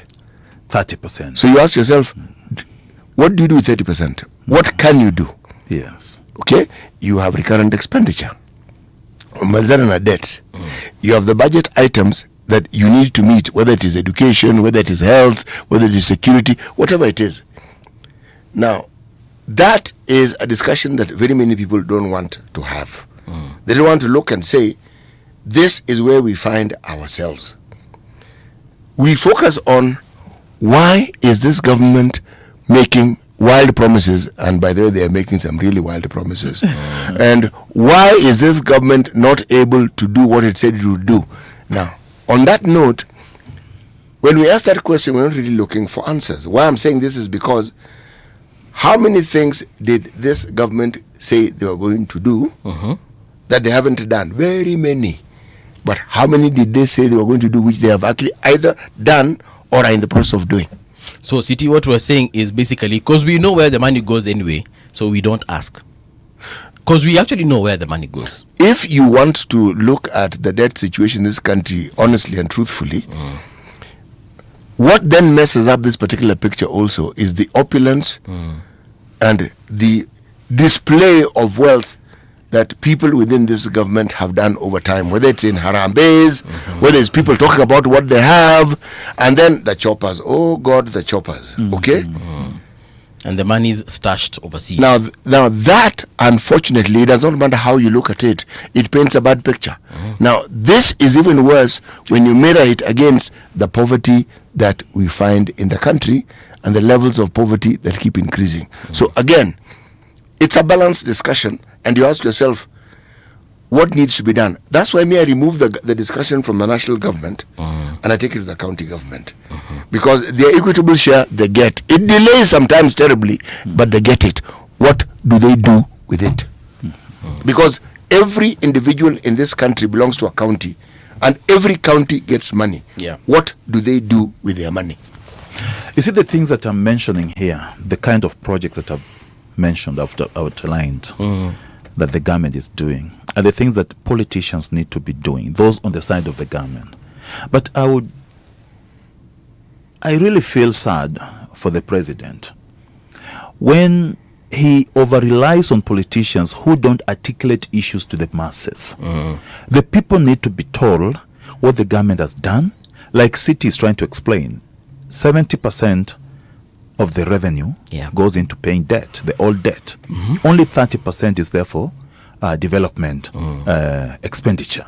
Now, you see, such kind of information, if well articulated and elucidated to the people out there, will avoid the kind of lagaria that and tittle-tattle that the opposition are trying to feed us with. You see, if that kind of information trickles down to the people and they understand that the government is doing this and giving the president ample time to do other jobs rather than going to walk on the road, to showcase what is being done. This is supposed to be done by the people that he has given responsibility to, not him. But they are failing him. I shudder to say they are failing the president. Badly. Instead of talking to the people about the truths, they want the people to be consumers of lies that are being peddled by those opposed to the president. That should not be happening. In a serious country like Kenya, we need to up our game. The people need to be fed with the right information so that they can make informed decisions at the right time. Kenyans also feel really, really, really strong. They feel really bad when we hear of such kinds of headlines.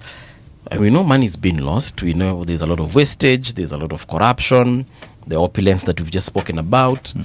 And then nothing, absolutely nothing. Kwanza on that issue of corruption, forget even the opulence, the corruption. Hiyo ndio wanafiliani hapo, nothing has been done. Not a single person has been arrested, taken to court and jailed. They're always arrested, taken to court, and then somehow, somewhere, things just, disappear. Either things stop at the DPP's office, or things stop at DCI. Inafika mali unasema there's no sufficient evidence. Inafika judiciary, then files zinapotea, and the case drags on for years. Like nothing is being done about corruption. Nothing. You see, corruption is also a big wound in this country. Ni kidonda sugu sana. But how do we deal with this? Because it's part of us now. Corruption. It starts from the smallest person to the biggest person.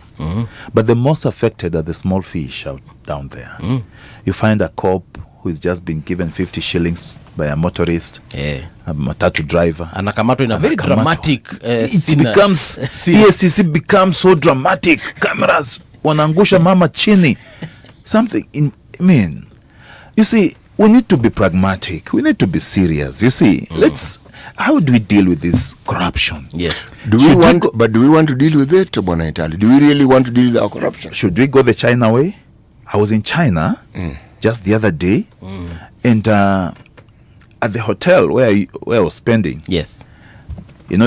they do laundry, blah blah blah. So every morning you leave your laundry there. They bring them in the evening. So I saw this young lady, this old lady. She was old. I wanted to give her some. You want to give her a tip? A tip.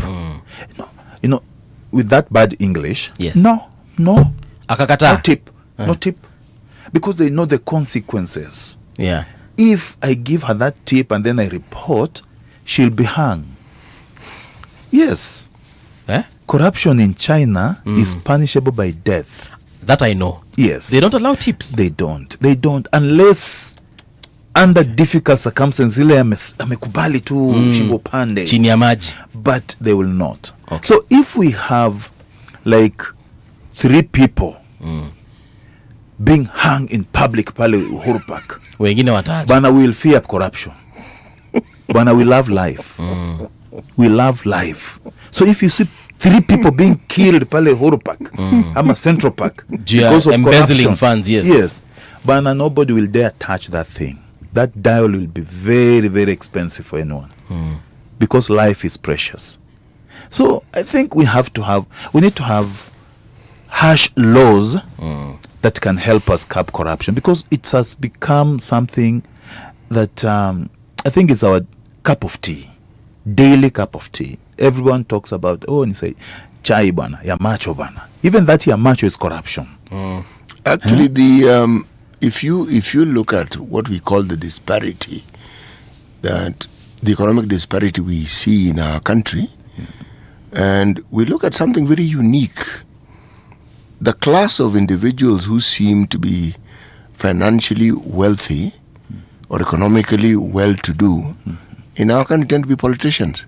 Yeah. But they're not businessmen, so where do they get their money from? There is nothing they do that you could argue is significant enough to actually explain the wealth they display. Now, the power of example comes into being, and the power of example is powerful. These young men who run after politicians and who are willing to hang on to their cars, who are willing to endanger their lives, part of the attraction is many of these people who are then elected are people they know. And they know the humble beginnings, and they can see where they are. And so what we've done, we have demonstrated to the citizens of this country who are younger that you don't really need to either be diligent in what you do, you don't need to be very organized.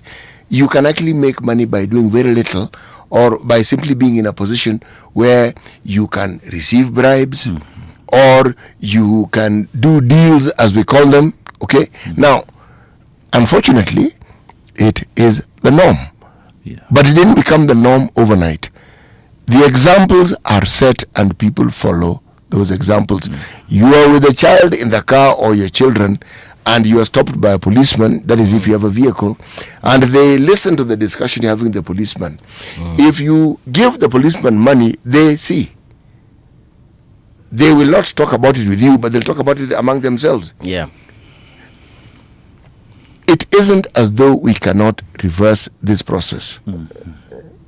We can, but you know why I keep talking about the county governments? There is no entity of administration that is as corrupt as the county government. They are by far the worst when it comes to the corruption, when it comes to mismanaging, misappropriating. They are by far the worst. And that is where our population are. The vast majority of our population are in the counties and in the rural areas. Now, anything that may have changed their lives is consumed through this process of corruption. Yeah.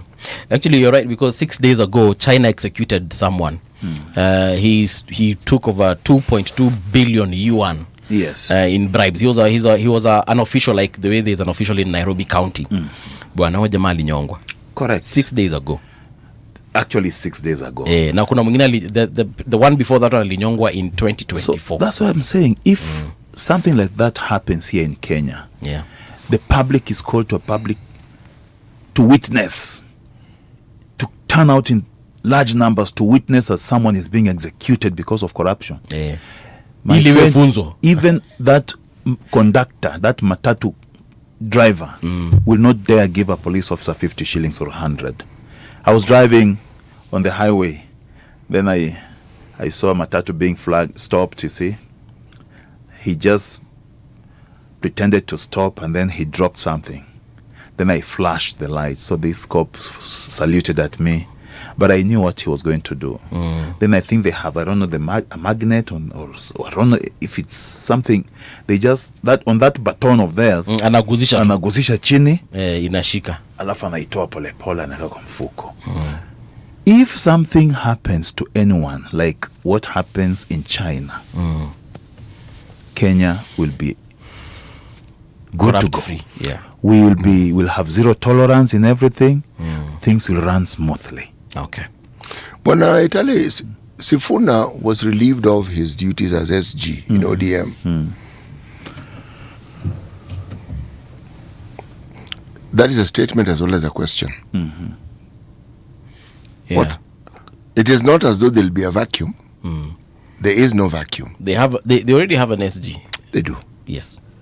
So what next? You know,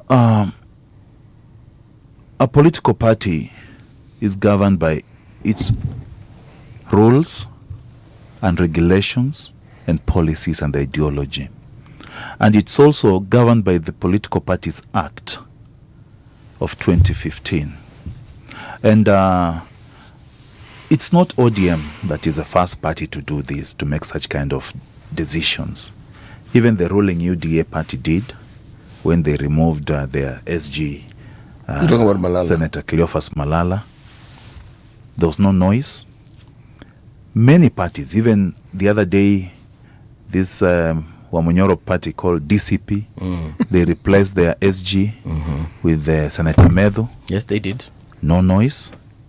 Let us learn to accommodate decisions that are made by political parties.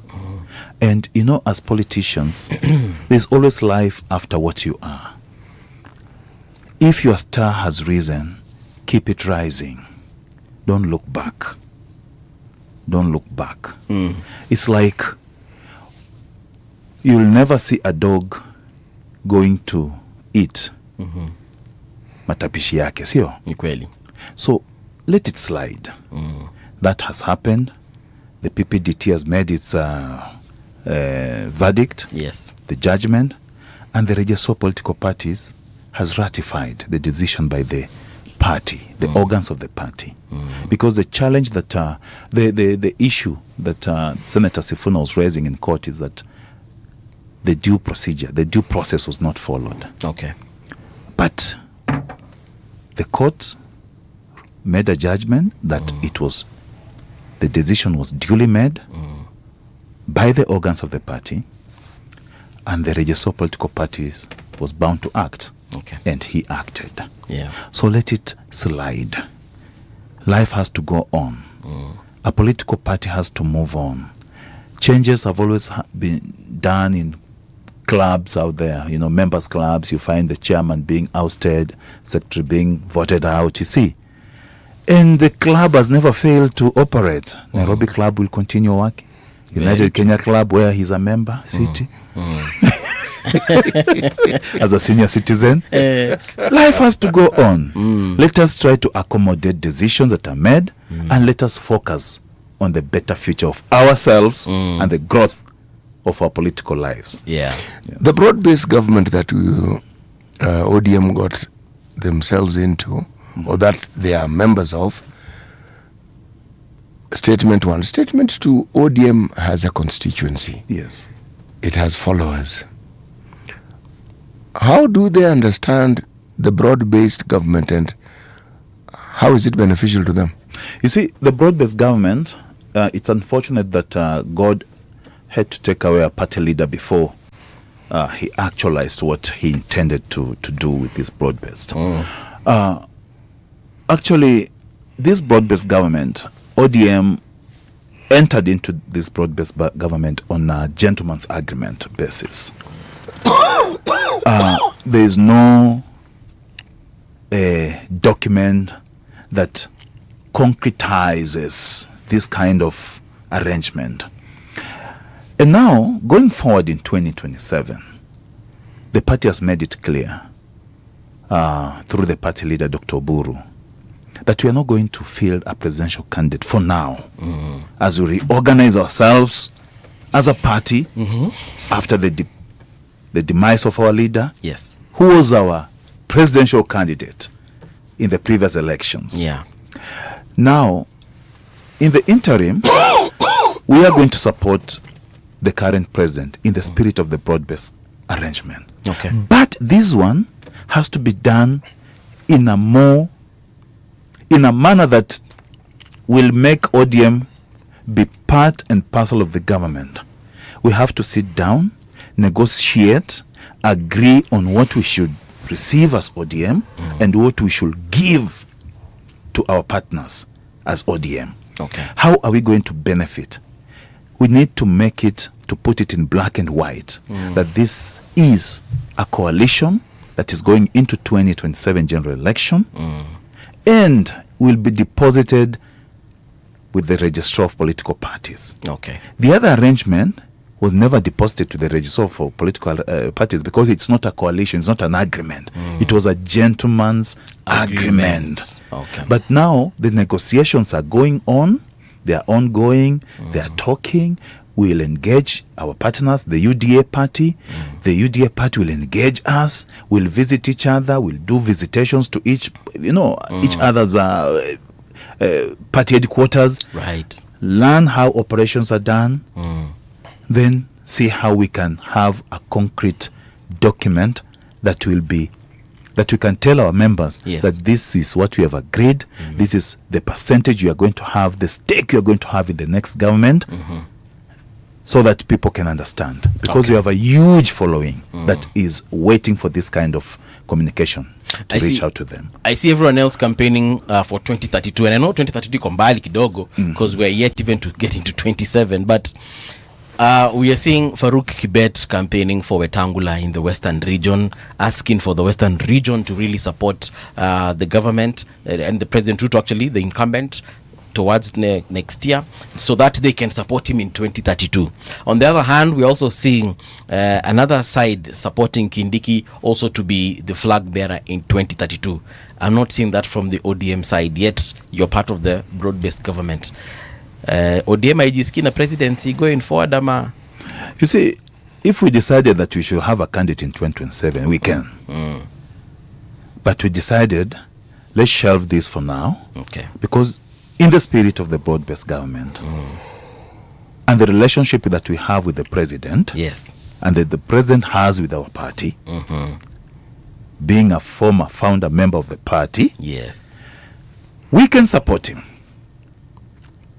But 2032, ODM, and I repeat, ODM, and for the third time, ODM will have a candidate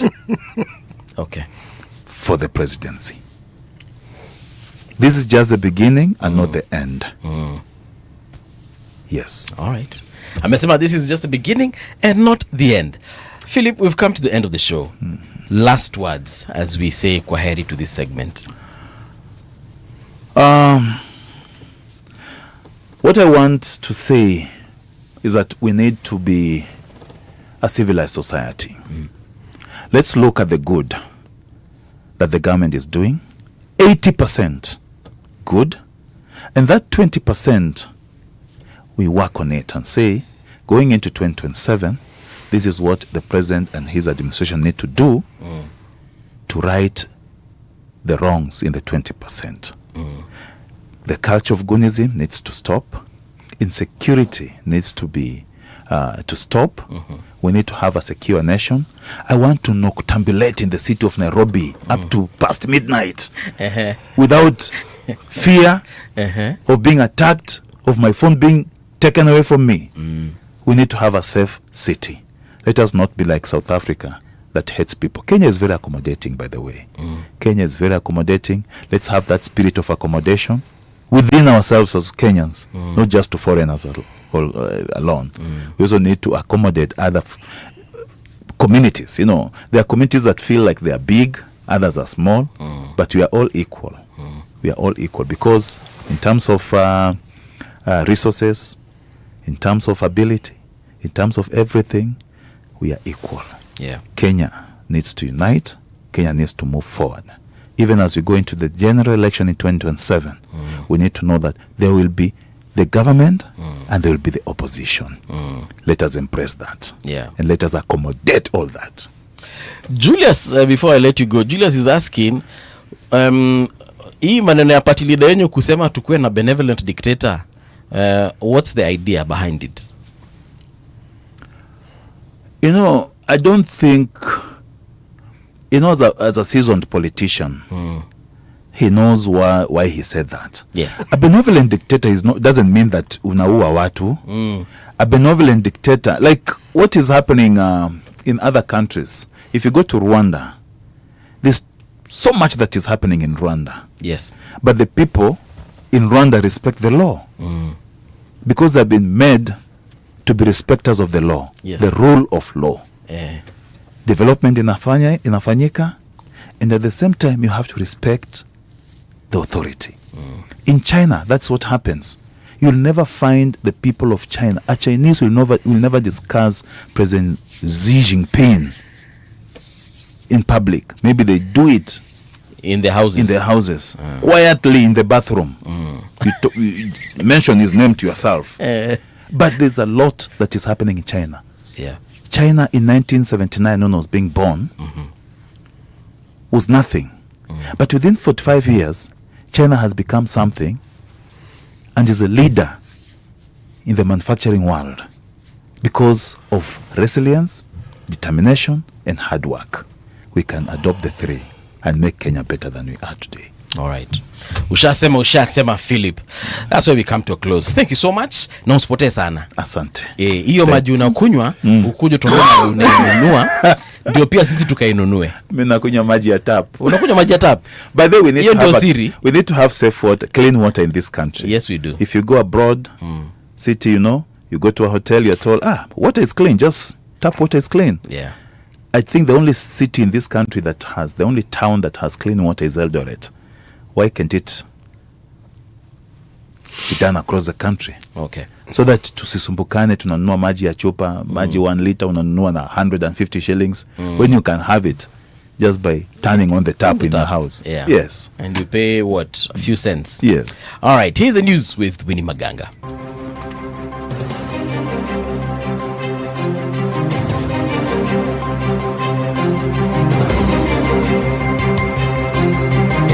This is the Radio Generation News. Good morning, I'm Winnie Maganga. Police in Rwaka are investigating a daring daylight robbery in which an armed man stormed a salon and stole a mobile phone worth more than 100,000 Kenya shillings from a staff member. The incident happened on Friday afternoon, with the suspect reportedly escaping before police arrived.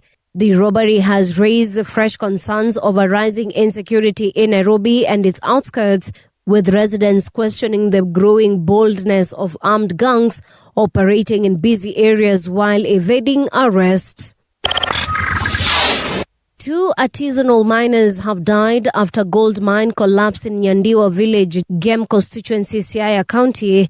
The victims, identified as 28-year-old Phineas Odhiambo and 32-year-old Michael David, were buried alive while working inside the mine on Sunday morning.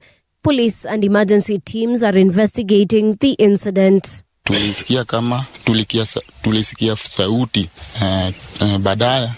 baadaye tukawaita waliokuwa karibu ili wakuje watusaidie tuone inachotokea. Tukiingia huko chini tukapata kama wawili wamezekwa na mchanga. Naambia vijana wenye tuko na hapa Balikalare tusife moyo na hii si mwisho wa safari. Wenye wametuacha but sisi tungangane kujituma ili.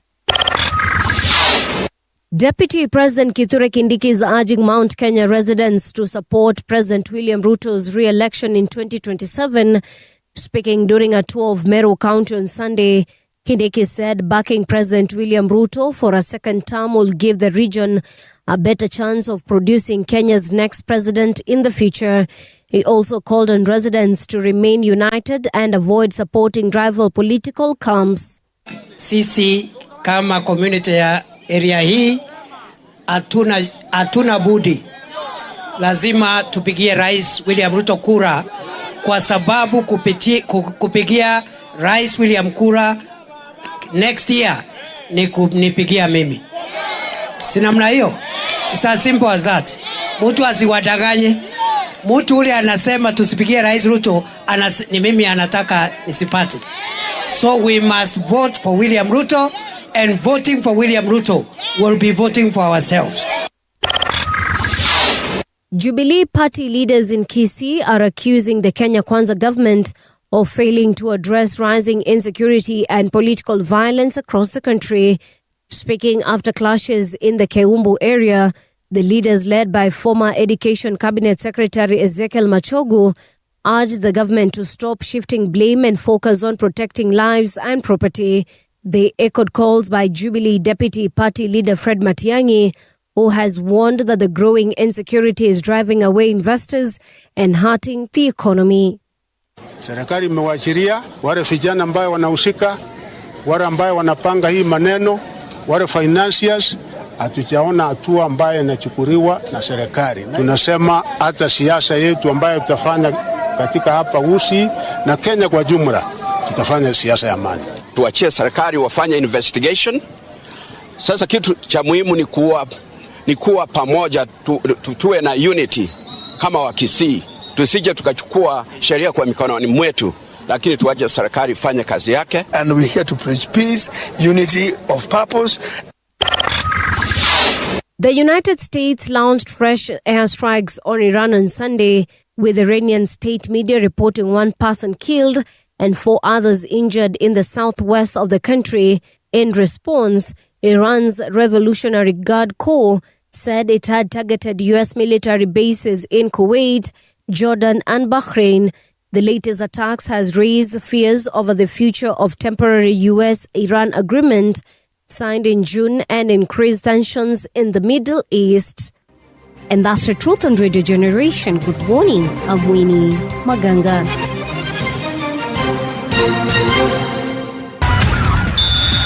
Sports on Radio Generation. Good morning, I'm Samuel Otieno. FIFA will consider expanding the Men's World Cup from 48 to 64 teams after the 2026 tournament. FIFA President Gianni Infantino says the success of the expanded 48-team format has prompted the governing body to explore a bigger competition. Infantino says the World Cup should be for the whole world, giving more countries the opportunity to qualify and inspiring more nations to invest in football development.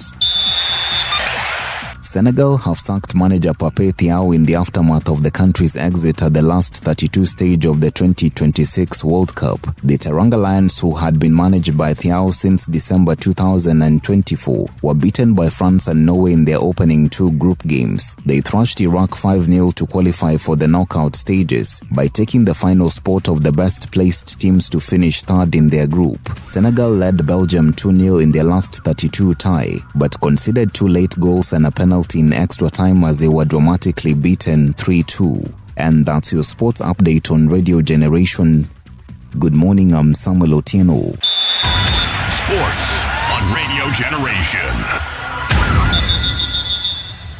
The views and opinions expressed on this program are those of the guests and do not necessarily reflect the views of Radio Generation. Radio Generation assumes no responsibility or liability for the interviewee's views. This is Radio Generation.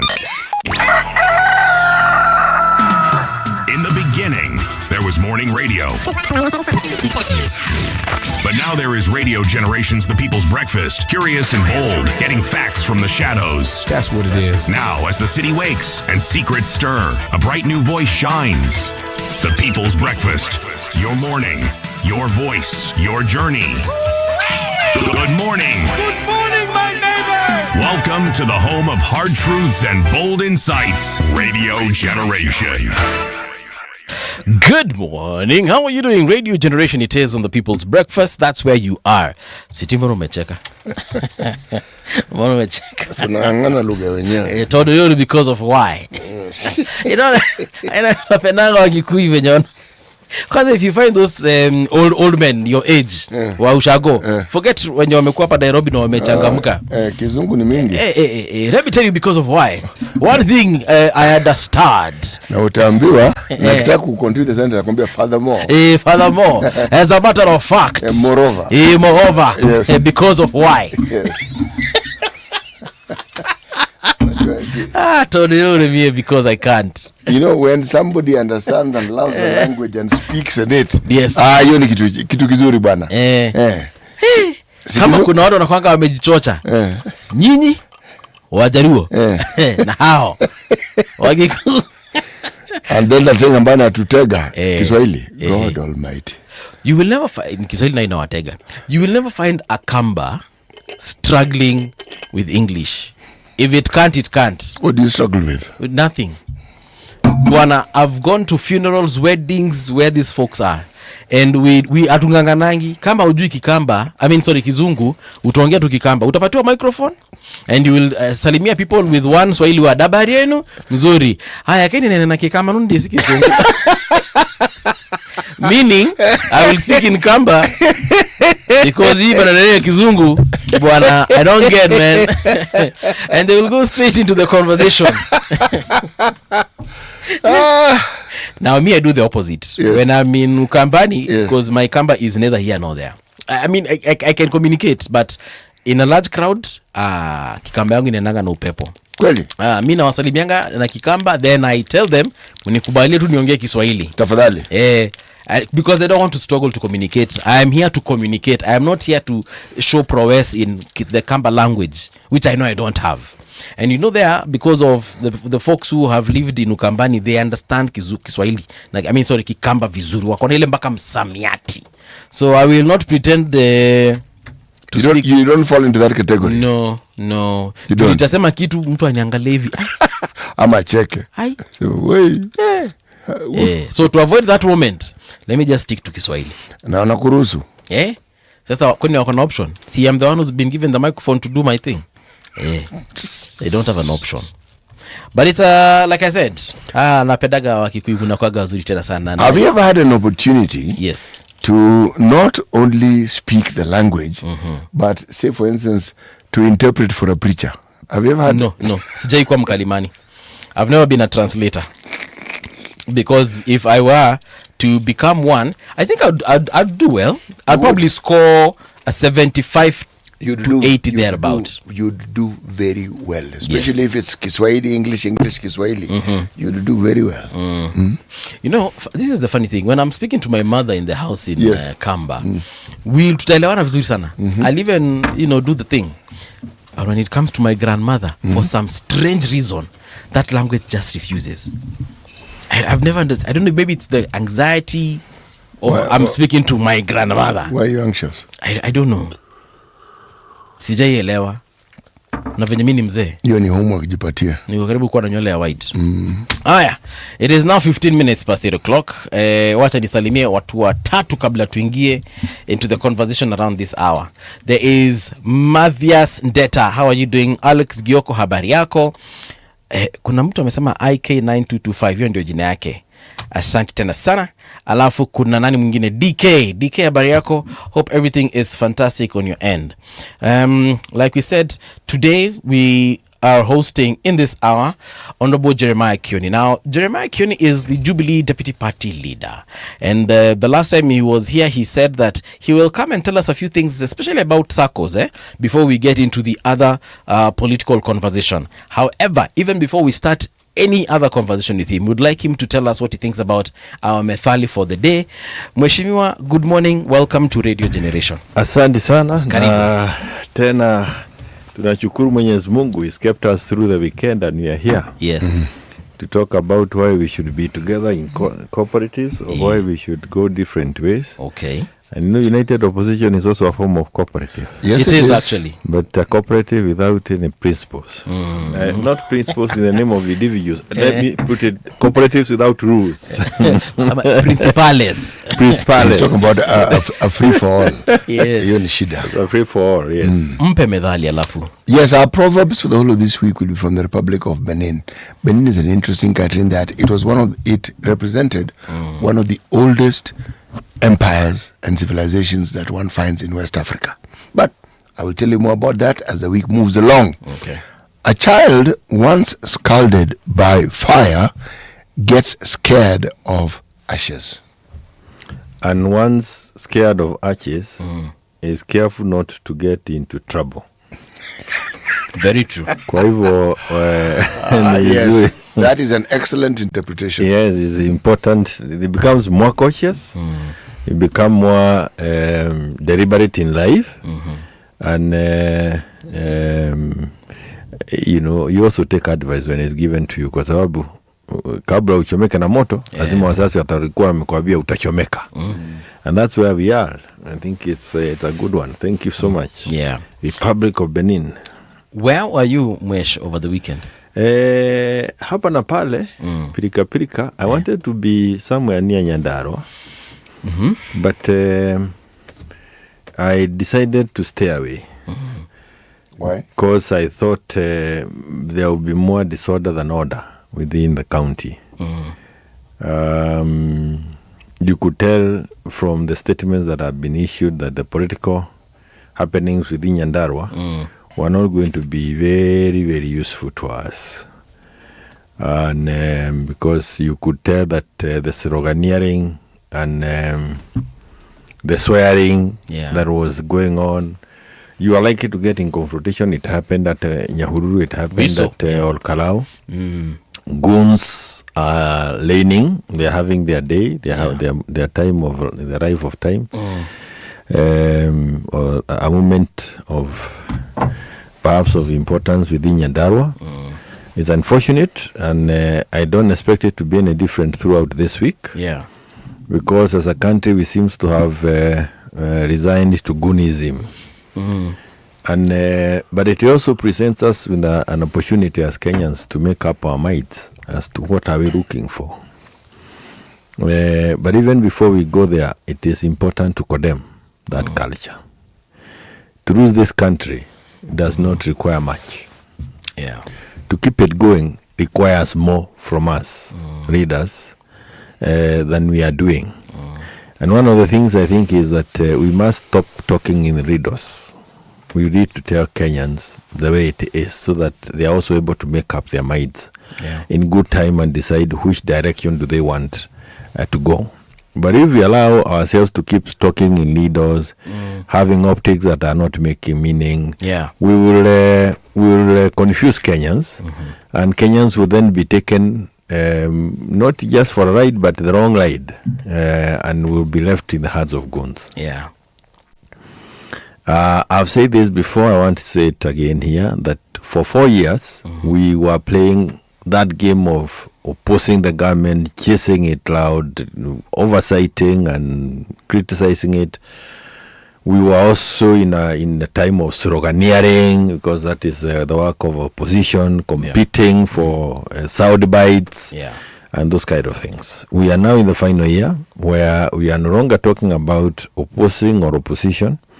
We are now talking about campaigning for a president for another 5 years for the Republic of Kenya. Okay. And that to happen, many things must start being said, some very difficult, some that will make others uncomfortable. And politics is not a place for comfort. No, it's a place where you have to have a skin. I have been taken through some of the roughest times in my 3 years, last 3 years in politics. And I'll never stop saying it because it's my experience. When I was fighting for Jubilee, I saw another side of politics where people can lie, camouflage, sit with you in the same room, and at the same time try to their best to undermine you. Yeah. I say this even as I thank you for this opportunity again inviting me to your studios this morning. Because even as I come to Generation Radio, or Radio Generation, I am aware that people within my unit, those who support Kalonzo and are not happy with my supporting Matiang'i, and I don't understand why we should have that worry. It's good not to agree, because in not agreeing, you get out the best. Very true. Some people, and I'm sure it's not this station, they have even reached out to some of the stations that we have been going to tell them, do not interview Kioni again. Don't give him airtime. One of the areas is like Spice FM. Don't interview him anytime. Why? Because I'm pushing Matiang'i's agenda. You know, I will say it as it is. Where upende, usipende. And I'll continue pushing for it because we are no longer looking for a leader of opposition. We are looking for a president of this republic. And let me say this before you even intervene. The ballot paper, and we start getting used to it. If you look at it now, before we get to next year, has 3 names. William Samoei Ruto. Yes. Fred Okengo Matiang'i. Stephen Kalonzo Musyoka. All right. Wacha madoido. Tuache game. Hii mchezo ya town ya kuchezea watu akili. Those are the 3 names. Let us make our minds where we want to be. I have made up mine. Okay. I am still waiting for others to persuade me otherwise. JB, but those are the 3 names. Others are there, but you are looking at the reality. Yes. Every race has some. Hata ukienda kuona farasi wakichidana hapa, you'll hear the guys in charge telling you the likely horses to win, and you bet. You'll be doing well if you bet with them. And I've given my 3. Doesn't mean that the others will not be there, but those are the 3 names that Kenyans are looking at. Mwesh, former AG JB Muturi also said something, I think it was yesterday, when he said it's now gotten to a point whereby we need to tell you, and when he said you, he meant the citizens. We need to tell you guys what we have decided, and it looks like you're reading from the same script. I do not think it is what we have decided. It is what we can see, because Martha Karua also did a letter as the co-convener of the United Opposition and accurately said those decisions have not been arrived at in a boardroom. Okay. So anybody going to say that it is a decision arrived at in a boardroom is lying. Okay. And this is what has kept us confused in the last couple of months, years. Because we keep lying to Kenyans. There is no agreement that has been hammered or reached by United Opposition boardroom. All right. And if such an agreement was to be arrived at, it will also be wrong. And I've said it before, I want to repeat it again.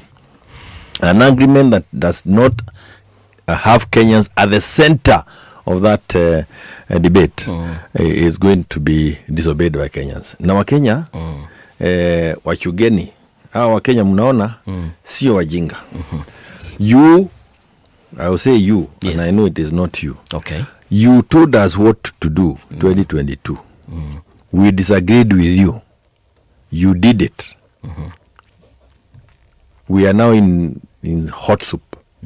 You cannot again come out and tell me what to do now, when nilikuambia wakati ule ya kwamba umekosea na umetuchoma na tena unakuja kutuambia tena. Sisi tu tulikuambia maoni yako haitupeleki vizuri. Now you come and tell us all of a sudden very clever where you want us to go. That Kenyans are still saying no. By the way, you see some of the other things that we are also saying. When I say there are three names, any person also saying that and when I say this, people call me a mole. Yeah. And I start wondering between me and them who is a mole. When I say, because you see, if I said this when Kawira Mwangaza and Sonko are impeached, that for them to think that they can run again as governors is tantamount to constitutional idiocy. Okay.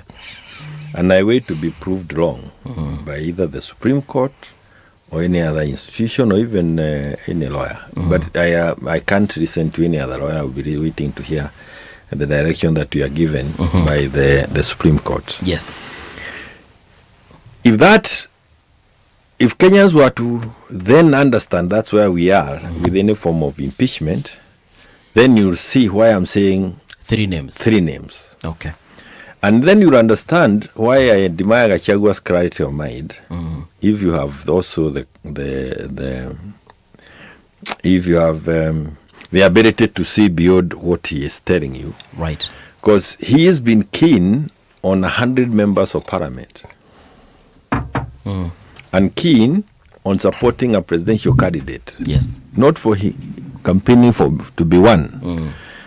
But also keen in a presidential candidate who can also listen to him. Yes. There's nothing evil about it. There's nothing wrong about it.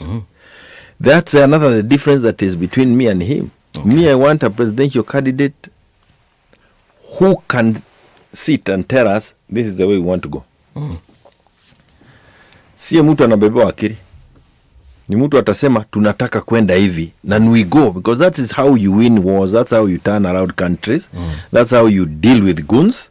If we have that kind of a person, I want to tell you, you will not have goons walking these streets the following day. You will not have police officers shooting people kwa miguu like it is the case. Ama kwa kifua. Sahi nimeona kifua. I want to tell you on I think Friday. When was Sabasaba? We were with you in Sabasaba.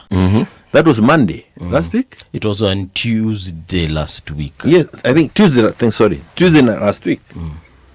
That same evening, I was called at around 11 o'clock and told there is a girl called somebody Rukwaro at Avenue Nursing Home or Avenue Hospital in Thika. And the girl had been shot in the leg from St. Francis Mangu High School. And how did the shooting? There were fracas with the goons outside the school compound. Yes. Where some members of parliament had organized, I think, something to do with the empowerment. And they disagreed with the goons, and there was a shootout. And a stray bullet left where they were, went all the way into the school compound and injured that girl and the leg. Okay. And the officers were at Avenue Hospital. Police officers and some politicians were at Avenue Hospital. And a doctor within the hospital has the audacity of telling the parents, yes, hii risasi ambayo iko kwa mguu wa mtoto ni mali ya serikali. Ikitolewa lazima tuwapatie askari. And I rushed to the hospital and asked the daktari, a piece of evidence which we suspect came from the police officers or any other person who was armed, and you want to surrender it to the suspects, we will have you as part of the crime. Yeah. If you do that. I want to thank IPOA because they also called in and agreed to talk to the doctor. Yeah. Said we will have our people in the hospital the first in the morning to correct the bullet. If you release it anywhere else, you are also part of the problem. He's a suspect. Yes, he becomes a suspect. Somebody who is aiding the suspect to get away with the crime. These things will continue being with us for as long as we do not have a decisive person at the head and a no-nonsense person. Na si mtu anaenda kuiba mali yetu. For as long as you are led by greed, for as long as you are led by something else other than the need to serve people. Yeah. If it's a question of self-preservation because of your past happenings, we Kenyans will be left there spectating. We are being played around again by brokers, political brokers. People want to micromanage you. Yes. People want to just take you through sloganeering and not have the interests of this country at heart. I want to say it again. Can we start asking ourselves, what are these issues we want done by the person who assumes office after William? Okay. Those issues should then define the candidate we should have there. And there should not be any compromise. Uhuru Kenyatta is not going to be on the ballot. Yes. Let us stop dragging his name every day, saying that we are taking maoni kwake. Maoni yake alitoa 2022, ameyatoa mpaka wa leo. Let us not confuse the process by dropping in names whenever it is that we think we are not making any progress. That is being done by the opposition. It is also being done by those in government. Kenyans themselves are united in the opposition. And I want to tell the people from the mountain where I come from. Yeah. And those who are eyeing for positions, I warn you and I caution you. If you want to succeed, and a number of them are aware, it has been proved before. Yeah. It's very difficult for you to succeed on a political party that is not fronting a presidential candidate. Say that again. If you're coming from the mountain, one of the reasons why it becomes easier for you to win elections and for Kenyans in that region to listen to you is when they know you have a link with the top. To the presidency. And that top is the presidency. Okay. They don't lie to themselves. And the politicians within, the leading politicians within that area understand it. And that's why they are bringing confusion. They also want to be in a party that they can relate with. Those parties are now two, Jubilee and DCP. Jubilee has a presidential candidate in the name of Matiang'i. And I'm telling you, prepare for his name on the ballot. If you are a politician who own yourself sort and worth something, yes, and would want to be representing the people, that is where to be. Okay. The issue of surrogacy, where you are pushing a president in another party and you are running on your own party, was tried by us, including you as truly. Yes. 2022. We were in Jubilee and pushing Laida in ODM or Azimio. Right. It does not work in our region. Even as you sit to agree in the united opposition, know that those are the things the politicians have at the back of their mind. So I finish that statement with this. I am aware that Ligiji is correcting views at Wamunyoro. He says you'd want to have them discussed with Uhuru. I'm also correcting views at Daragwa Command Center. Yes. Where we meet every Saturday from 6 o'clock, sometimes to past midnight. You meet with from Kenyans from that region. Okay. And we also are correcting views as to which direction we want to go. We will be there this Saturday from 6 o'clock. So it's not one center correcting views. There are more than one centers. Okay. Number two, those of us who remained in Azio 2022, yes, 2.6 million of us from that region voted for Raila. Okay. We did not vote the Wamunyoro way. So when you say the Mount Kenya region, remember there is start off 2.6 that are not with you. Not to mention that there is also another number, a big number that failed and still feels that were misled 2022. So the 7-8 million is not in one basket. Any decision being made must have that, take that into account. And you can never force them into one basket. All right. And especially these 2.634 million people who felt you misled them, you were told you are going the wrong way, you didn't.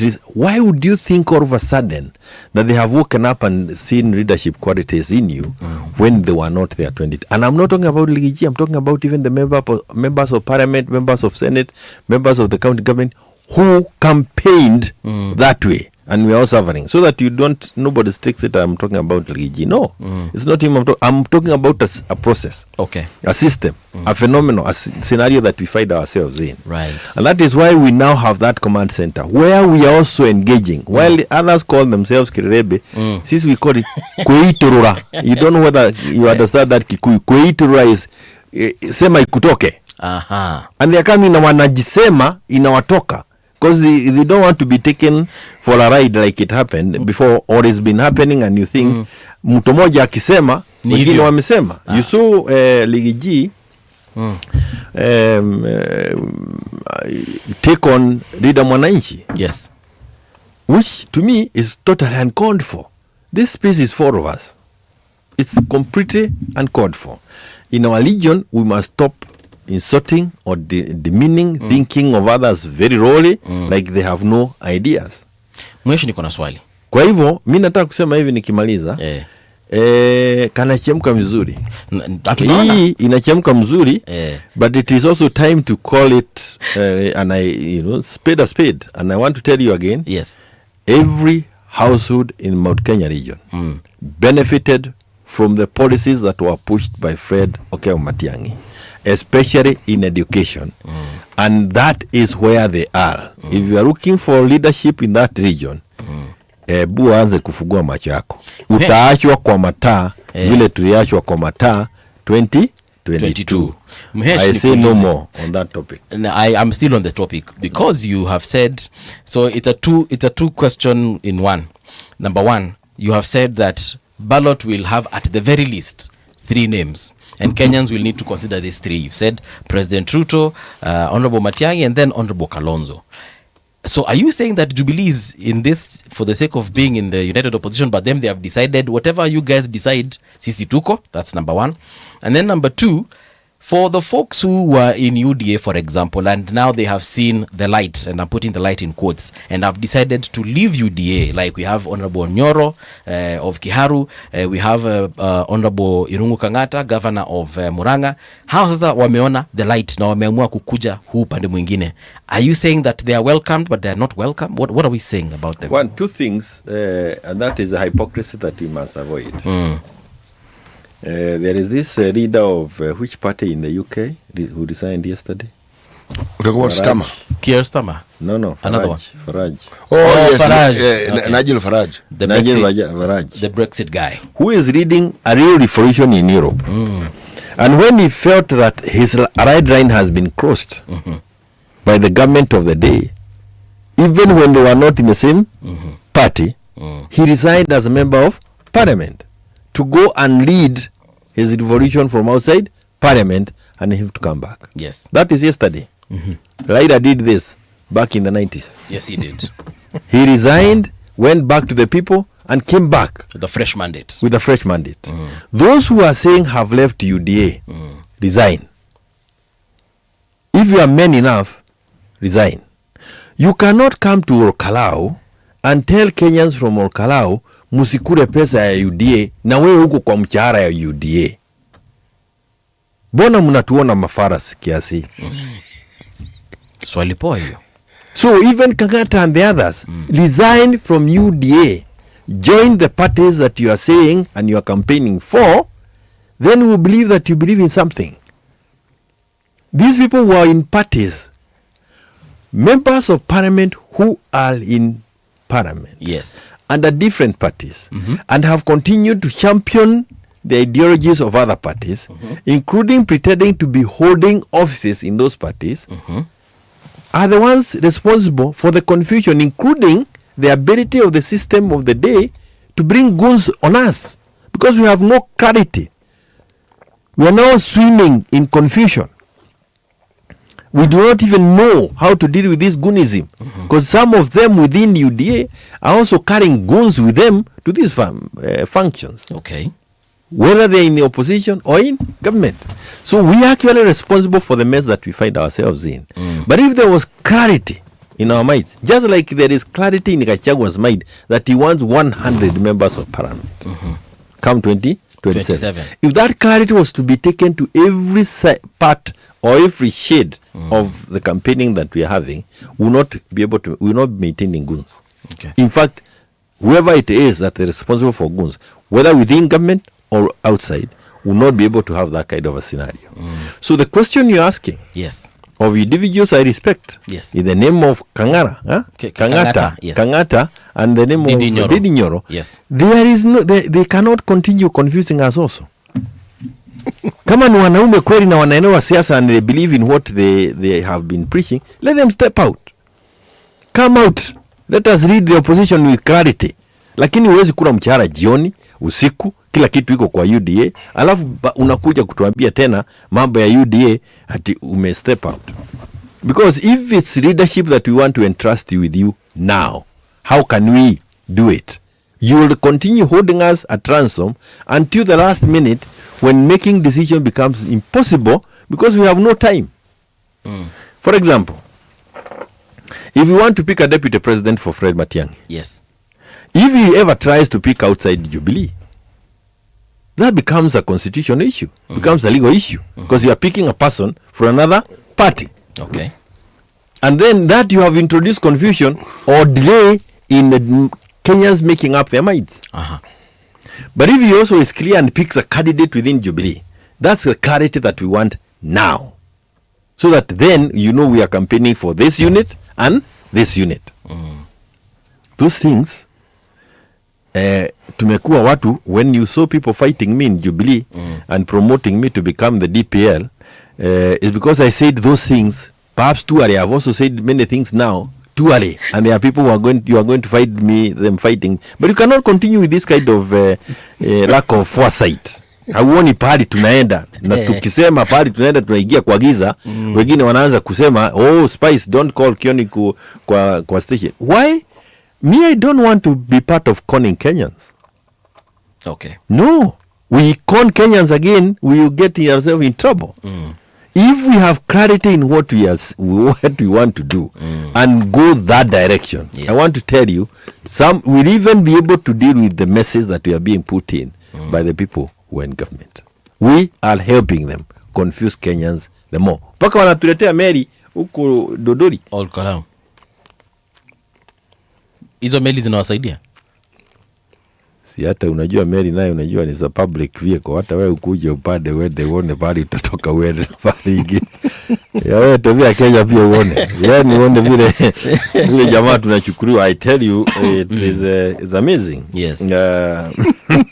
I mean how you know when ukiona kwa maji wewe ukiwa hapa unafikiria ni pahali kubwa. Okay. Ni pahali hadi ni ziwa kubwa. It's not as big as we think.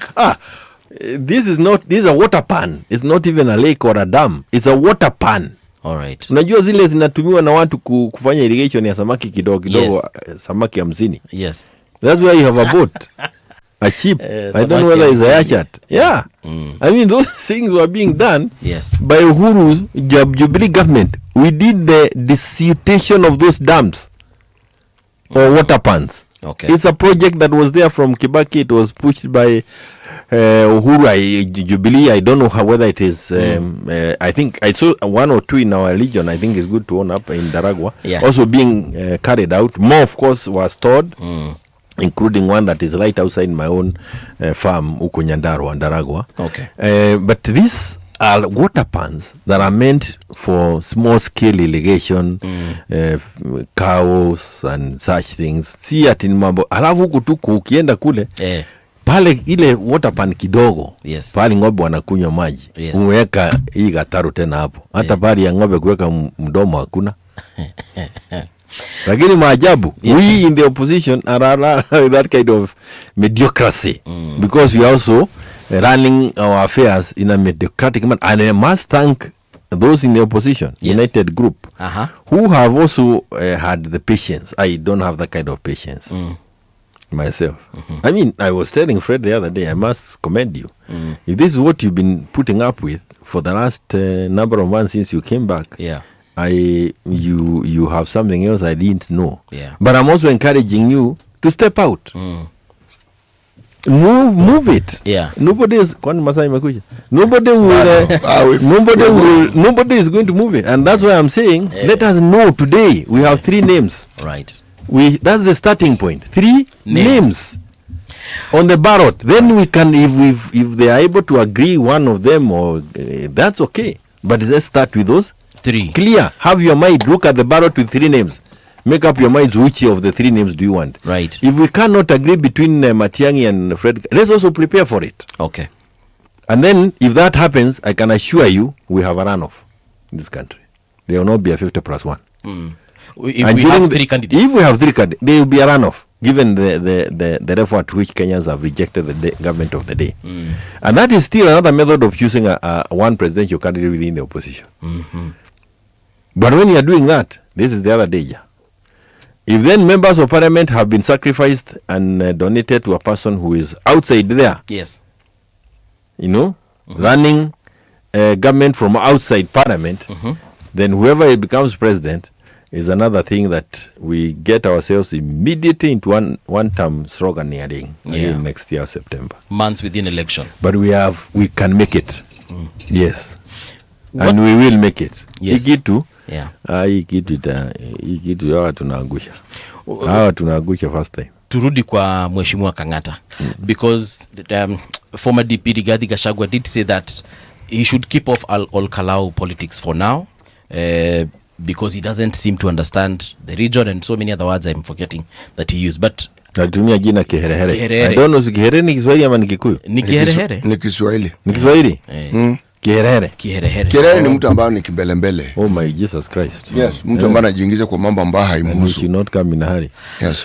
And here I thought that the Linda Mwananchi side is actually a very welcomed side to the opposition, because they're injecting new energy, new blood, a new region. Because if you look at the kind of makeup that Linda Mwananchi has, it would be a very good addition to the united opposition.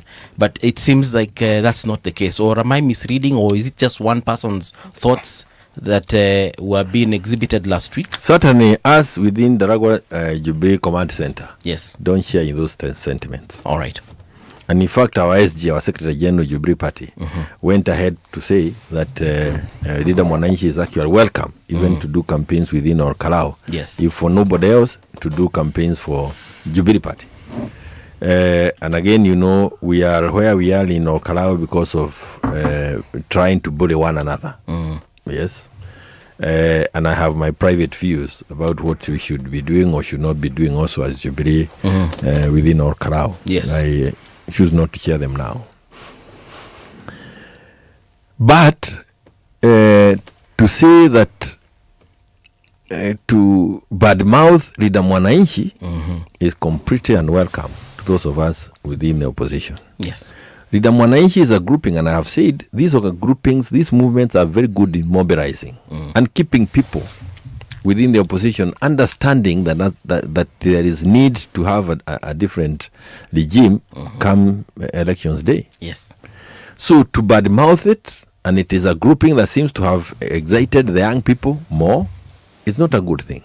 And there I totally disagree again with the Rigi. And these are some of the areas that we don't agree, because I don't agree to that kind of micromanagement, monorizing. Is it monorizing or monopolizing? That's the word I want to say. Monopolizing politics in a region. That is not in the keeping of our region. You cannot monopolize politics in our region. And again, consistency in your thought process is important when you are claiming a position of leadership. Yes. You cannot fight Kangata. Yet within Olkarau, Karugu Athangwa, the center for Kiabu, is a permanent feature in the campaigns there.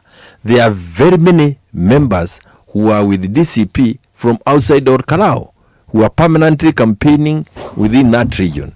So why then do you call Kangata Keherehere? If Kangata is Keherehere, then every other DCP member, and remember, by the way, yes, all these MPs who are campaigning with the DCP, I'm saying this because I don't want to be part of the confusion, yes, are not DCP members. None of them is a member of DCP. They are members of UDA. Any one of them who dares step and become a member of DCP loses his parliamentary seat same day. Same day. And it is everybody other than Marara. And the Secretary General called who? Secretary General of which party? Of DCP. Methu. No, Methu cannot be the Secretary General of DCP. Okay. He's a member of UDA. He is, yes. But the day he becomes SG, he introduces himself as the... You know, that confusion is what will mess us and will give William Ruto a second term. Okay. The Secretary General of DCP is... I'm also forgetting the name. No, I know that you get the name. He's Hezron Obaga. And it will not happen until Methu resigns as a DCP member and he stopped receiving a salary from... You mean as a UDA member? As a UDA, yes. As a UDA member. And he stopped receiving a salary from UDA. Okay. If we are not able to clear these things, this confusion within United Opposition will continue, will persist. Okay. So when you say Kangata is a Keherehere fera and he should not come to Olkarau because he is from Muranga and also from UDA, the same should apply to every other UDA member who is now in Olkarau and is saying he's a member of DCP. Number two, saying that he doesn't come from Nyandarua. So consistency is important. Avoid contradictions because people stop trusting you. Yes. As a leader. Yes. And it's amazing that we now have even Kikuyu musicians now telling us, yes, be careful with some of these individuals. Nobody would have sung a song before against Gachagua. Now we have them on podcasts. They are circulating everywhere saying, be careful. Yeah. This might not be. Actually, they are not saying might not be. Saying this is not a source of our... It cannot be a source of our solutions. Okay. I don't agree, but we need to tidy up our thinking. So basically, in very many words, what you're saying is that the mountain is in trouble. No, the mountain is not in trouble. The mountain is still... the clarity of the mountain, let me tell you. Why you see us in the opposition contradicting our statements is because what we are saying, we may be saying we are listening to the crowd, but we are listening to the crowd, but not doing what the crowd is telling us. Crowd, we go out, it is becoming a big problem to the following of DCP. Because they also know hawatatoboa bila kuwa kwa chama ambacho kiko na presidential candidate. Ndio. Na Wakenya sehemu hiyo wamechagua presidential candidate. Wow. Matiang'i has work to do, including picking a running mate. Wacha tuyaseme mapema. He has work to do. Because these are some of the small things that you do and you completely miss it. So sisemi ya kwamba he should now go back and sit in Borabu huko Nyamira agoje kiti I don't expect him to do that. I see him, moreover, he was in Embu yesterday. I know where he'll be this whole week. Okay. But iko kazi ya kufanya. But the directions, Kenyans have already shown the direction. Na wanasema nyinyi wana Jubilee na Matiang'i, ebu mtebe pia, which we never did. And this was my quarrel as the SG, because I was saying, why are you not allowing Jubilee to do its work as a party? While you organize within a united opposition, while you mobilize within the united opposition, we organize within Jubilee to deliver a presidential candidate. That is one of the reasons why many people, including those of us in the ganged against me and said, to any Kioni, promote him to become the DPO so that he doesn't speak a lot. I now have more time to speak, more opportunity to speak, and more time to actually organize to deliver Matiang'i as the president of this republic. 10th August 2027. Kuna Wakenya naongeanga nao Muhesh, and this is what they usually say. They usually say, of course, it's in the realm of conspiracy. And they say that perhaps Honorable Rigathi Gachagua was sent to sambaratisha the opposition. Because if I go by what you have said, I feel like in a sense it adds to that conversation in this way. They say that, you see all these things you said, there's a DCP party that has got members of UDA, and there's all this talk and conversations happening within the united opposition, and there's no clarity in some of the things that you've been mentioning here on the show. And I sort of feel like perhaps those Kenyans are right, that perhaps Rigathi Gachagua was unleashed so that these conversations we're having right now can be held, whereby we are having members of UDA being in a party called DCP that has got no presidential candidate, but there's a party leader who says he's going to be on the ballot, and that in a way is messing with the vote-rich region that is called the mountain region. I don't know if I've made sense. No. Yes, you have. But no, I can assure you, and I believe in all my nerves. Gachagua hakutumwa. We all saw what he went through, and now he ended up where he is. All right. A very untenable position, a very untidy position, a very undesirable position. It's a question of how he uses that position, or let me even say it different, how he continues to use that position that he has found himself in. Okay. And what I'm saying is that many within DCP now are not using that position in a manner that it will bring clarity and ensure that we are in a different regime come 2027. Okay. And that happens when you are in a journey. Lazima mtu akwambie vile unatembea mwenende huu unaonekana kama tena we are going to end up in South Africa while we wanted to go to Cairo.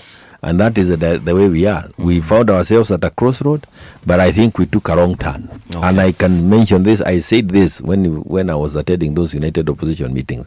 Said if we don't take the right turn at this point, we must fight ourselves too far the wrong direction until we may never be able to come back. That one of the things that is already happening. Yes. Now you see, we have to spend a lot of time, energy, resources on dealing with goons and goonism. It's become a clear phenomenon that it is something that we have to be dealt with even come 2027 general elections. Okay. I said here when you were last year during Sabasaba Day that it is actually the government that called us to protest. They are the ones who stopped us from going to work on the 7th. I remember telling you that from Thika Road, pahali imekuta mawe, ya mawe ilikuwa imekwa, wale walikuwa wana guard kwa hiyo mawe, walikuwa askari. And from that, shortly thereafter when we were still in studio, we heard that people have been turned back at Githurai. So the strike took place.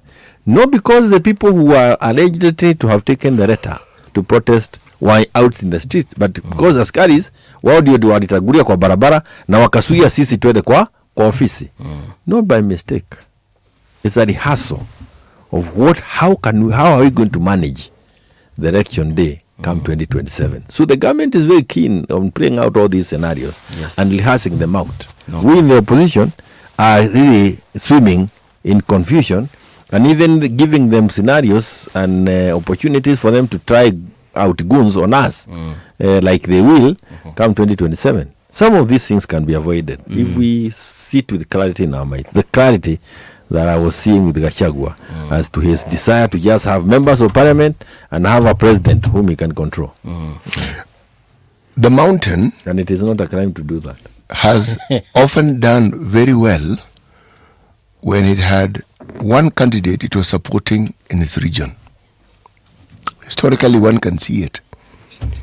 In the last election, it is one of those few occasions where we did not have anybody from the mountain contesting for a presidential seat. It would appear that the 2027 election will be a repeat in that sense of what we saw in 2022. What is it that the mountain has seen or determined that then brings about a situation where there is no one from the mountain who is actually vying for a presidential seat? It is because we failed after Uhuru. There was clearly nobody who was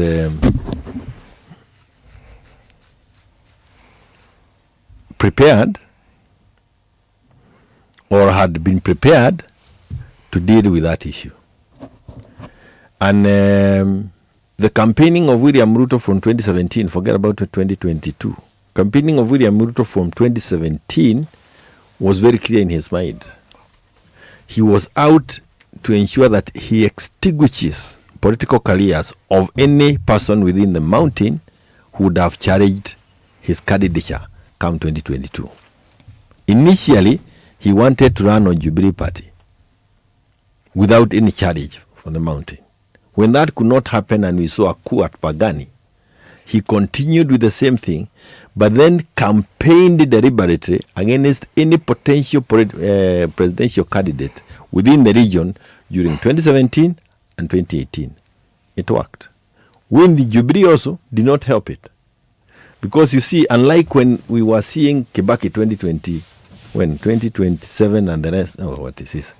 When we were seeing 2007 all the way to the 2008, yes. He also had leaders, he allowed leaders almost from every region to emerge. I mean, it's during that time that we saw Akina Mudavadi emerge.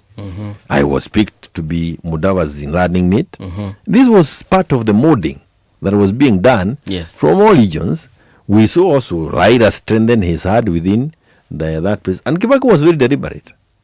Because I remember I was in a meeting where he asked us from Mount Kenya region, when we were complaining against Raila and others, na akatuambia kwa lugha ya Kiswahili yake, sasa wewe umekaa hapo unaokaa mzuri sana, na kweli unaonekana unajua mambo mingi sana, na hata tunafurahi kufanya kazi na wewe, kwa sababu hata akili uko nayo mingi.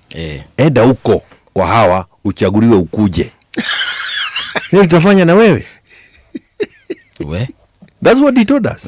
And that was enough statement for me. Reality. The country does not run on mediocrity or idiocy. You need to have a bigger mind. You are going to have all these leaders from every country, corner of this country. And it is actually important that you nurture leadership from this community so that there is some order when you want to run a government. Even when he had his reservation against William, when William was being thrown out by Tinga from the ministry, it's him who brought him back. He had problems with Tinga, but you could not go to his office and talk about Raila. You see, kwani akili yako ni fitina tu. Si useme ile unataka tufanye kwako wewe. Sema ile unataka tufanye kwako. Hapana, leta fitina hapa saa yote.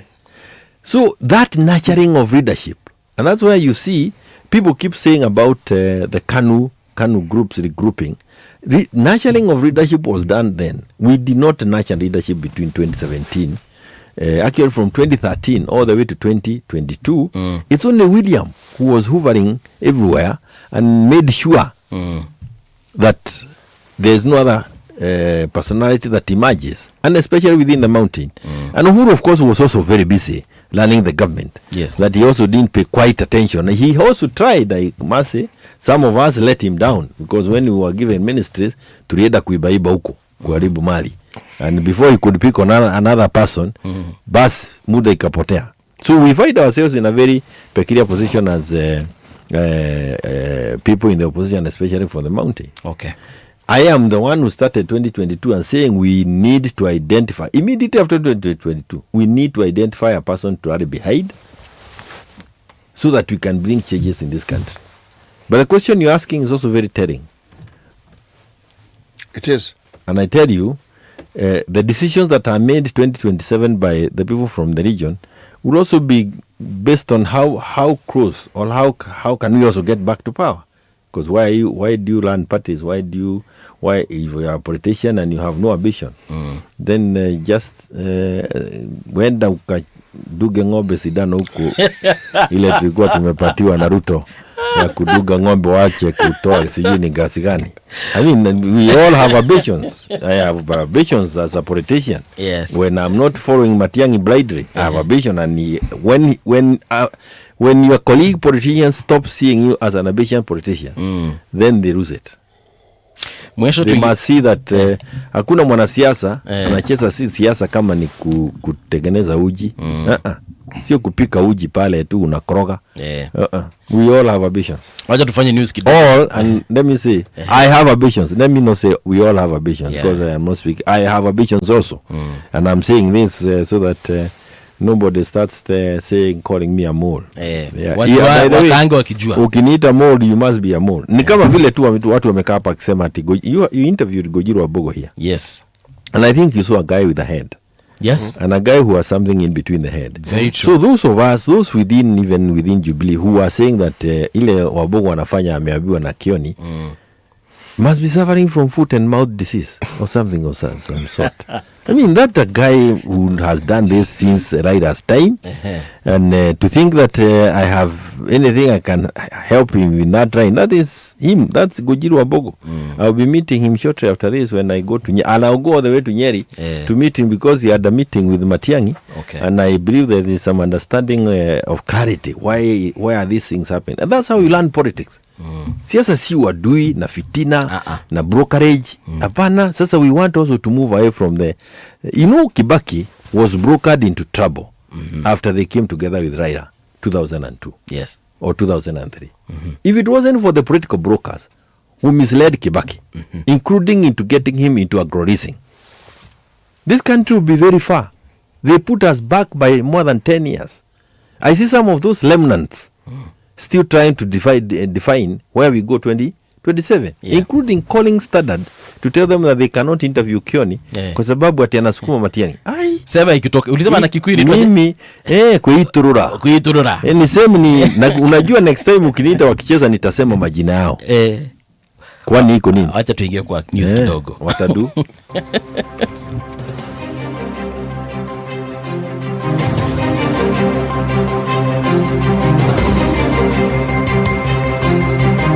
This is the Radio Generation News.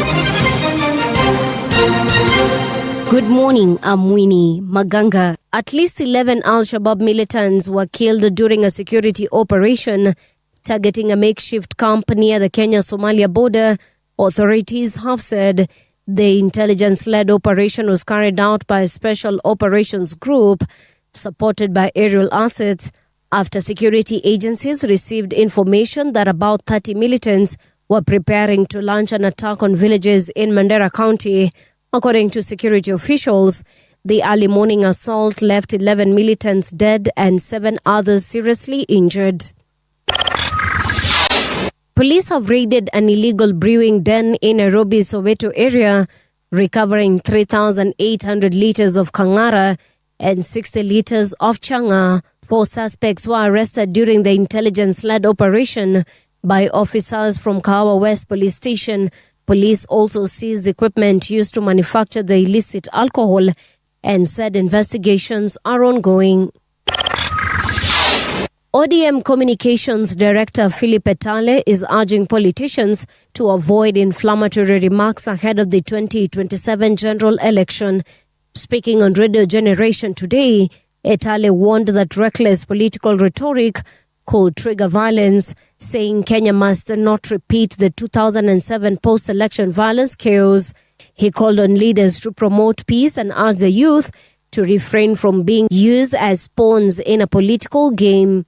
When a politician calls you to his or her homestead or office and tells you, tomorrow I want you to go and do this, and I'm arming you with this and this and that, you should look at yourself and look at your life and then look at the people around you, in your family. Maybe if you have a family, if you have children. Yes. How are those children going to survive? In the event my life gets terminated, where I'm going tomorrow? Think. Young people, think. Let us put our brains and energies into good use. That is one thing I would want to advise the youth of this country. The youth are the pillars of the nation, but you cannot be the destroyers of the nation just for a few coins of silver.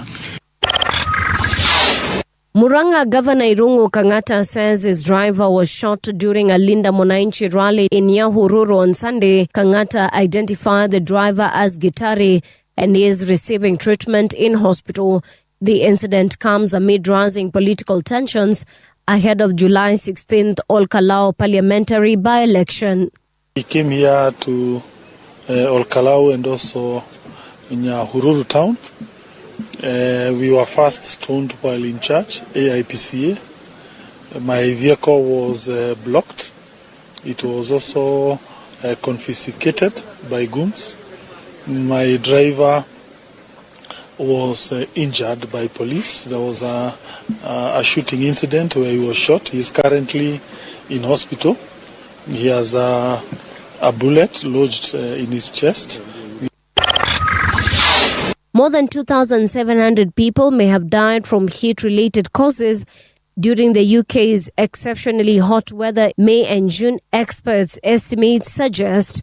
The figure from a team at Imperial College London, the Met Office and the London School of Hygiene and Tropical Medical is based on what's known about the dangers of extreme heat. Most deaths will have occurred in June heatwave. They say the warmest June on record in England, with temperatures hit 37.7 Celsius. And that's the truth on Radio Generation. Good morning, I'm Winnie Maganga. The views and opinions expressed on this program are those of the guests and do not necessarily reflect the views of Radio Generation. Radio Generation assumes no responsibility or liability for the interviewee's views. This is Radio Generation. In the beginning, there was morning radio. But now there is Radio Generation's The People's Breakfast, curious and bold, getting facts from the shadows. That's what it is. Now, as the city wakes and secrets stir, a bright new voice shines. The People's Breakfast, your morning, your voice, your journey. Good morning. Good morning, my neighbor. Welcome to the home of hard truths and bold insights, Radio Generation. And we are back. This is Radio Generation, the People's Breakfast. My name is Mungala Mbuvi. Siti Muga ako hapa pia na tuko naye I almost said former Ndaragwa MP, but he is former Ndaragwa MP, Jeremiah Kioni. But Mhesh, will you vie for MP again? There are people who think that vying for MP seat is too low for me. Okay. But I'll tell them, like I told them after I was the running mate to Musalia, there is no position too small when you want to serve people. Okay. It's a question of what drives you. Is it service to the people, or is it a desire to grab, to steal, or what is it? So there is no position too small for me to run. Yes. I can even run for the MCA if that becomes where I think an opening will come for me to serve people. Yeah. So running for the Ragwa seat is top on the list, and I'll be there to help serve. And again, listening to the people of Dragwa. If they tell me they don't want me to serve them there, yes, I have served Kenyans even without being a member of parliament more than 80% of the members of parliament who are there. Yes. I have influenced the direction this country has taken from the opportunities that you give me, and it doesn't mean that you must be in parliament to always serve people. Yes. No. So I will do that. I will be available for the people of Darawa come 2027. Okay. And I'll be available for Kenyans at any other position. All right. That we think we can help influence Kenyans, including just being available even in these studios. Yes. Karibu sana. Yeah. A question here on some of the headlines we have on the dailies. For example, on the Daily Nation, I'll say a moment of truth for Uhuru Ruto 7 trillion loans. If I look at this analysis by the Daily Nation, there are some things that have been mentioned here. And City and I were having a conversation specifically on the 3.5 trillion that has been borrowed in the last 4 years. I think it's for now 4 years. Let's call it 4 years. Is there something we are not seeing in terms of development that perhaps we need to understand? Because from my understanding, loans are borrowed for development. And I can count just a few projects here and there. We can see maybe a road or two. For example, ile ya Mauri Roni, kuna ile ingine inajengwa kule kutoka Samatar inaenda huko kwote, the one that was trending. But I'm honestly finding it very difficult to see. And I am actually saying this because I would like to understand 4 trillion in 4 years. You see what happened is, again, if we did not bog ourselves down in the united opposition with just Sitogarianing and unnecessary confusion, we would have focused on these things. We would have been able to interrogate the 7 trillion shillings in terms of the projects done. And we'll be able to say, out of the 4 trillion borrowed, now we cannot account for X amount of money. Okay. Not that we can not still do it. What you are saying is true. We would also have been able to put the government of the day on position or into position on the spotlight. Okay. For them to tell us, what have you done with the 4 trillion? But you see what is going to happen now? A very useful conversation that you have started. Yes. Where is our 4 trillion shillings? But before the end of the day, goons will be somewhere else. And all the cameras will be focusing on goons, somebody who has a bullet, and we will have lost the bigger picture of the amount of money that we are losing as a country. This is all part of the scheme. And for this to be stopped, we in the opposition must also get organized and deal with this. Tinga used to deal with these things. He did. Right? Very much so. Raila knew how to deal with these issues and still handle the demonstrations and the rest. We are yet to get a person who can step in and do these things. But I again saying, we in the opposition, this is where I say we are guilty. We resigned ourselves to sloganeering. I said we are now one term. If I go to any meeting, I say Harabe, and they say one term. And I said last week, which you are going to see, it will soon be Harabe. Those who belong to United Group, they will be not United UDA. It's also United Democratic. Yes. Those who belong to UDA will be saying, you say Harabe. When your people are saying one term, they will also be saying one more term. Na kidole itakuwa ni moja. You'll have gotten confused because of this organizing thing. But without doubt, Dugu, yes, we have to really interrogate what has become of our 4 trillion shillings. We now are doing what? 11 trillion shillings or something? No. 12.85 trillion.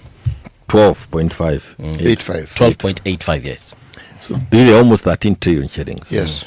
And we had borrowed how much by the end of the Jubilee government 2022? According to this, Mulikwanga at 9.14 trillion. So you can actually see the amount of money that was borrowed over a period of 10 years and how much you have borrowed over a period of 4 years. Yes. There's a big question. What is it that we have delivered within those 4 years to have borrowed almost the same amount of money that was borrowed by the previous government over a period of 10 years? Big question mark. Liloni, you have said it. But remember, some of those loans were secured before. So there will be need for a proper audit. Breakdown and a proper audit. Yes. And a lot of this money, a lot of you also need to pay a lot of attention to the current expenditure around, and especially around the office of the presidency and also the deputy presidency, also around the offices of the CSs in terms of travel, both locally and outside the country, in terms of activities. And I will single out one that they are now doing. They are calling it what? Nyota. Yes. Nyota program. While the money is coming from the World Bank or IMF, that is benefiting our young people. No, ulituambia ni loan. Which is also a loan. Okay. The amount of money that is being spent to deliver the Nyota is coming from another kitty. The World Bank will not allow their money to be used with 11 choppers to take 25,000 shillings to a young man. Okay. No. So they are already, this is the kind of misuse that adds up with the 7 trillion shillings that all of us must account. But again, this is the work of the opposition. It is work of also the Auditor General to ensure that whatever it is that we borrowed under Jubilee, was it properly utilized? If not, who does to account? Whatever amount of money that is being borrowed by UDA, the 4 trillion now shillings up to where we are, yes, is it being done, used as it should? And remember, because this is one of the other issues we wanted us to discuss, remember, they are not, they still have appetite to borrow. They now are trying to reorganize the cooperative movement so that they can be able to borrow. The actually saying is to help them out. Yeah. But idea is to organize them, put these savings together, then the government can borrow from those funds. Back in the 80s, cooperative movements was one of the things the Kanu government targeted. How did they do that? They brought in individuals. What they came, they said, Titi Muga, mwizi, si ameiba pesa yenu ya kahawa, angalieni pali mlikuwa. And all that propaganda was learned against the cooperative leadership, and especially within the mountain. All right. We changed all our leaders within the cooperative movement. Areas that had cooperatives like Nyandarua, all of them corrupt, without exception. Yes. Zote, Matingatinga, Palethram drying units, everything, daily farming, daily cooperatives, all of them corrupt. Lakini everybody was given the tag of a thief. So the team that was brought in is the team that came and helped to bring down the cooperative, including the KCC. Yeah. Sisi tulisoma na mambo ya KCC na mambo ya Palethram Board of Kenya. Remember that very famous. Zote on to their knees. Was this during the time of Bergen? Yes, actually during the period of Bergen, he is the one who was brought and he was speaking big things. Kumbe ilikuwa anatupigia hapa TV huko chini tumemalizika. Yeah. It's exactly the scheme now. Yeah. Cooperative movement has come back into our country. Across the country we have people making huge strides in their own lives, economically, socially, even politically. From the and the backbone is a cooperative movement. Okay. And the cooperative movement is such that it is also independent, very independent of the systems that are used, and we gave those independence again during with the statutes that were enacted after the 1980 debacle.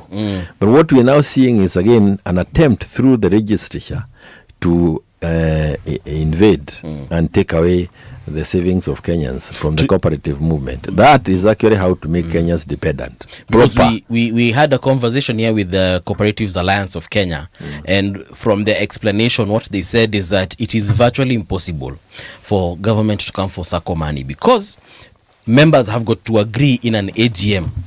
In the individual SACCOs and then even in the proposed super SACCOs that will be formed, if that is, agreeable to them, individual members of a SACCO will have to agree that yes, we can allow us to invest in these bonds, or we can lend money if at all it is within their bylaws.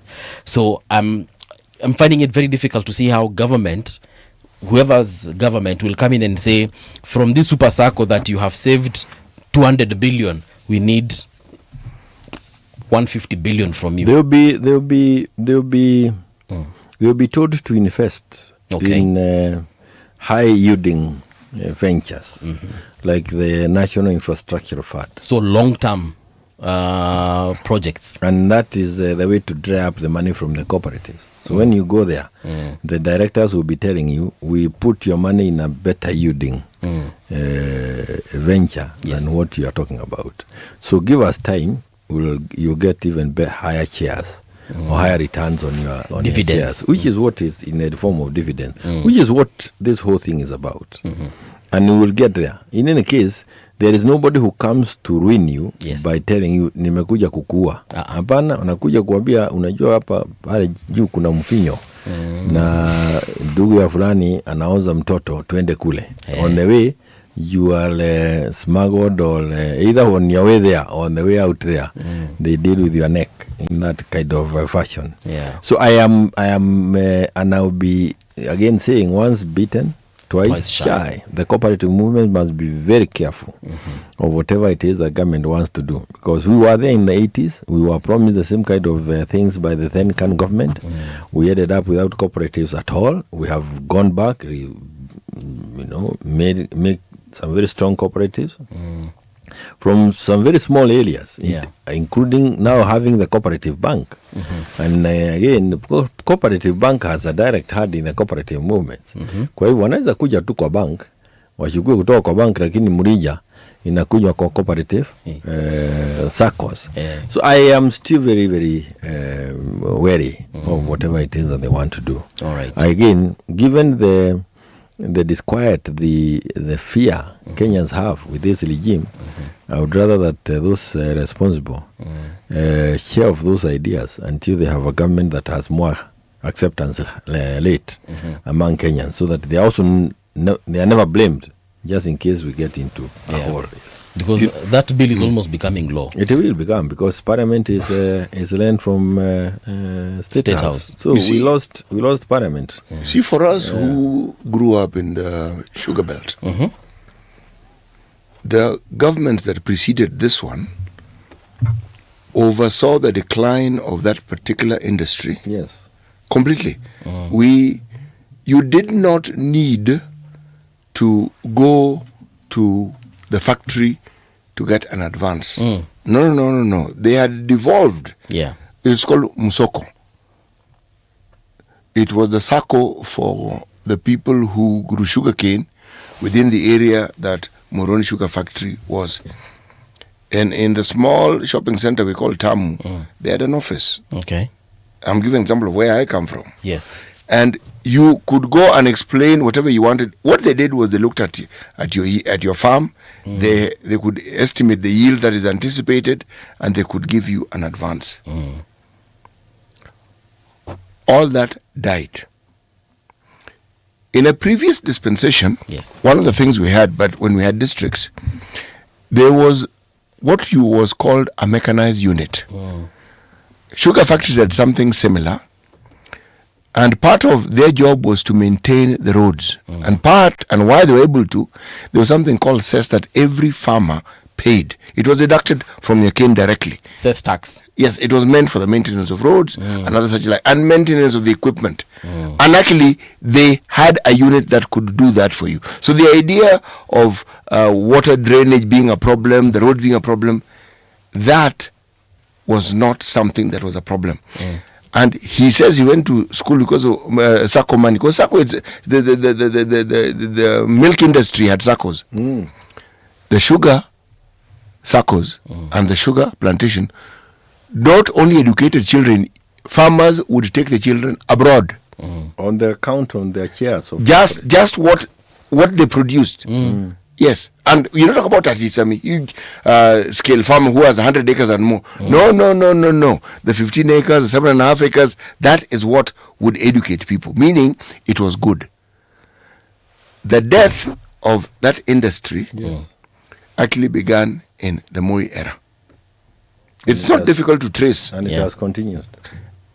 Successive governments did not seem to bother with it. Now, what I found interesting, and why I'm raising this example, was there was a receiver manager. And I remember once going to say hello to the receiver manager so that we can chat. I'd gone home. The receiver manager is the one who explained to me that particular year they had collected over 800 million shillings. Okay? And he says he had asked that some of the money be retained to revamp the factory and to help the farmers. But they insisted that all the money should go back to the exchequer. And I asked him, where's the money coming from? He said, why don't I walk you down to the storage, the warehousing? He said, you do not come to pay for sugar. You pay in advance. What you do is you come and collect. You have the documentation that you've paid for it, so all you do is buy. He said, you do not have sugar that is uncollected or has not been paid for. So the issue of not having money cannot possibly arise. But then, when we now brought in people who are importing sugar, by the way, there was a quota for importing because we didn't produce enough sugar for our consumption. But it was a small percentage. Unfortunately, the importation became even bigger than those who were bringing sugar. So the sugar farmer started suffering, it takes 18 months for that thing to mature. It takes another 18 months to be paid. What sort of business is that? What do you do in between? And every supporting structure that was there was dismantled. So when you talk about the cooperative movement and how it was killed, I cannot find any other way of describing it. Yeah. It was killed. How do you explain something which was thriving and working, and then it suddenly dies? And the people who actually started importing sugar, larger quantities than was there before, allocated by yes, government, were now making whatever money they were making over and above is money that was going to them. Yes. So it became a more enticing venture than struggling with farmers to plant sugarcane and the rest. It's quick money, and they had ways of making the money themselves directly. Today, those same people are the ones now looking for leadership positions at the national level, so that when they ever get those positions, it will ensure that you'd never go back, because you're not going to catch up with them in their lifetime. Yeah. Watafunika hayo mambo kileo. And that's why I'm very wary of whatever bills that are being, maybe it's still to cover up of some of those misdeeds that happened those yesteryears. Because those in power are benefiting from the coin they made then. Na ndio tena wanapelekea mwananchi, na ndio nasikia watu wakisema ikiletwa kura. You know what I found fascinating was that the sugar factories that were government run were collapsing, and yet a private sugar mill in the same region would be making money. Yes.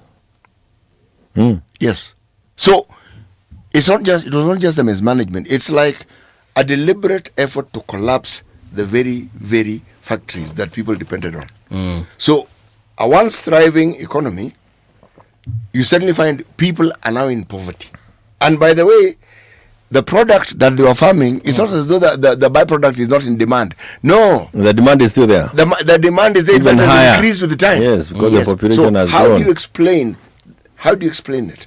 And Titi, allow me, whenever the government came in, you know, like they came in at the receivership managers and the rest, things got worse. Yeah. In fact, they got completely out of control. The amount of money the farmers were now required to pay so that they can bring back the industry is such that they will never get back. So it's really getting Kenyans poor deliberately. Yeah. A lot of money was pumped in the other day into KCC to bring it back. We went around those factories, opening them up with Munya and the others, and they had equipment state of the art, straight from Denmark. Yes. That required now us to increase the production of milk for us to make use of them. What are we doing being told today? They can't even pay employees. They've run the man under. Even the railway was being taken to those factories so that milk could be taken in all parts of this country at a lower production at a lower transportation cost to reduce the cost of production for milk. So to me, it's always a deliberate thing. When we had the issue of, I talk more about the coffee and tea industry, he talks more about sugar. Yeah. Those are the things that we are familiar with. Again, it was demonstrated during Munya that you can turn these things around very, very quickly. Yes. Because the government has that responsibility.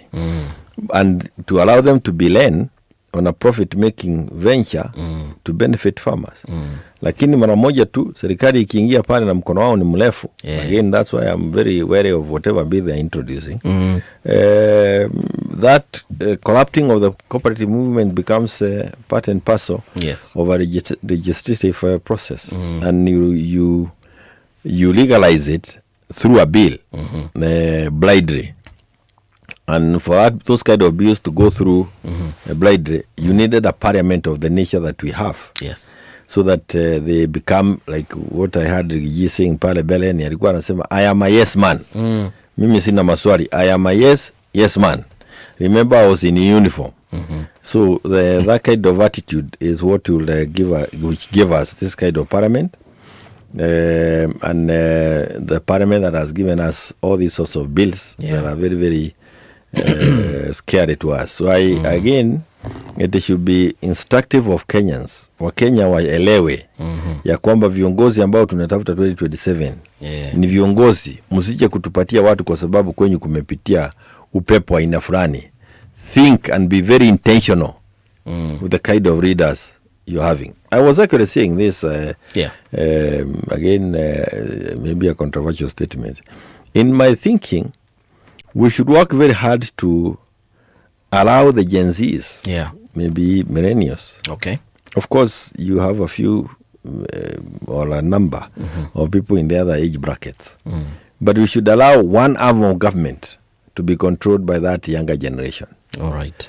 And the younger generation are best in the legislature, because that's where they now debate on the policies that are best for the people who elected them or whom they represent, and then get the executive to implement those policies.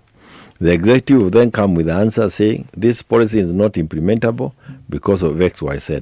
Let us alter it this way. That debate will help us to have that interface with the younger generation and the way to run government.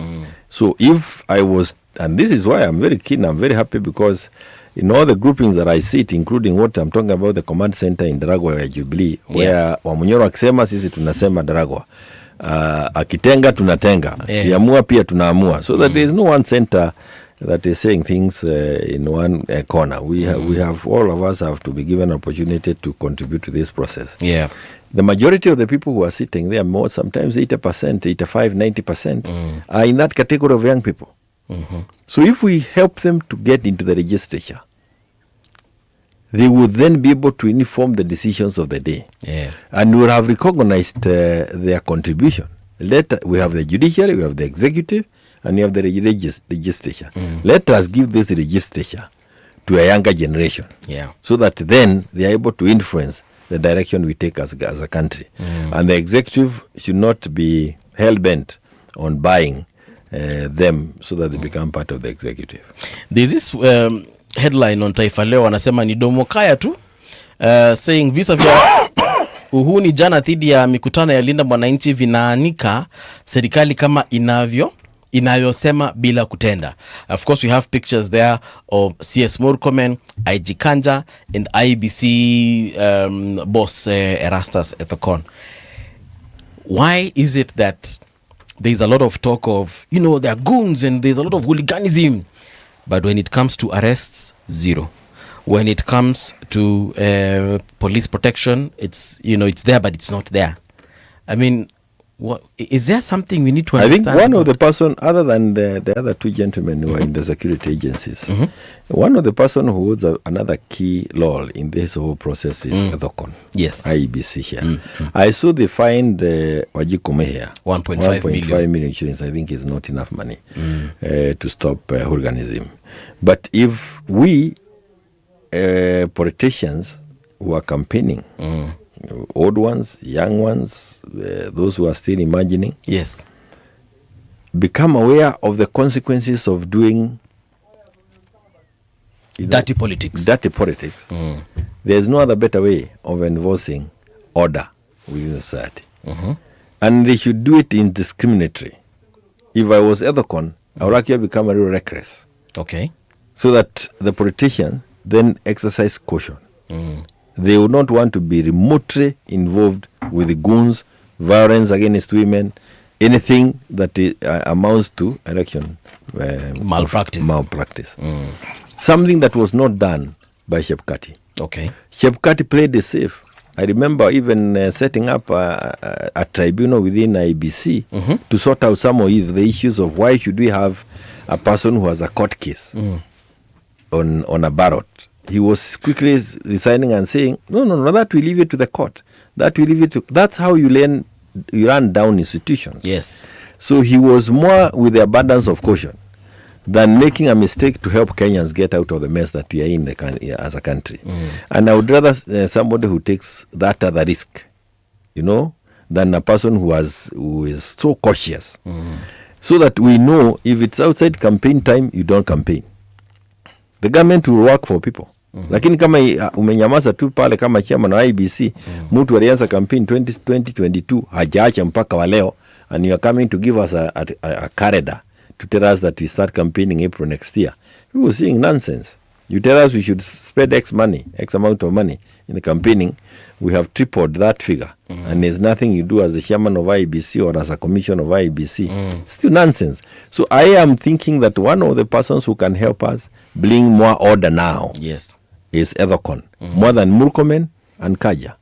Because we will be more concerned about our own careers than the consequences of having had goons. Because justice, the wheel of justice, moves slowly. You could be in for an extra offense or for having goons with you, taken to court, but you know the law also says that until you have exhausted the process, options, you know you can still learn. And then we learn, you're in parliament and you work every other day.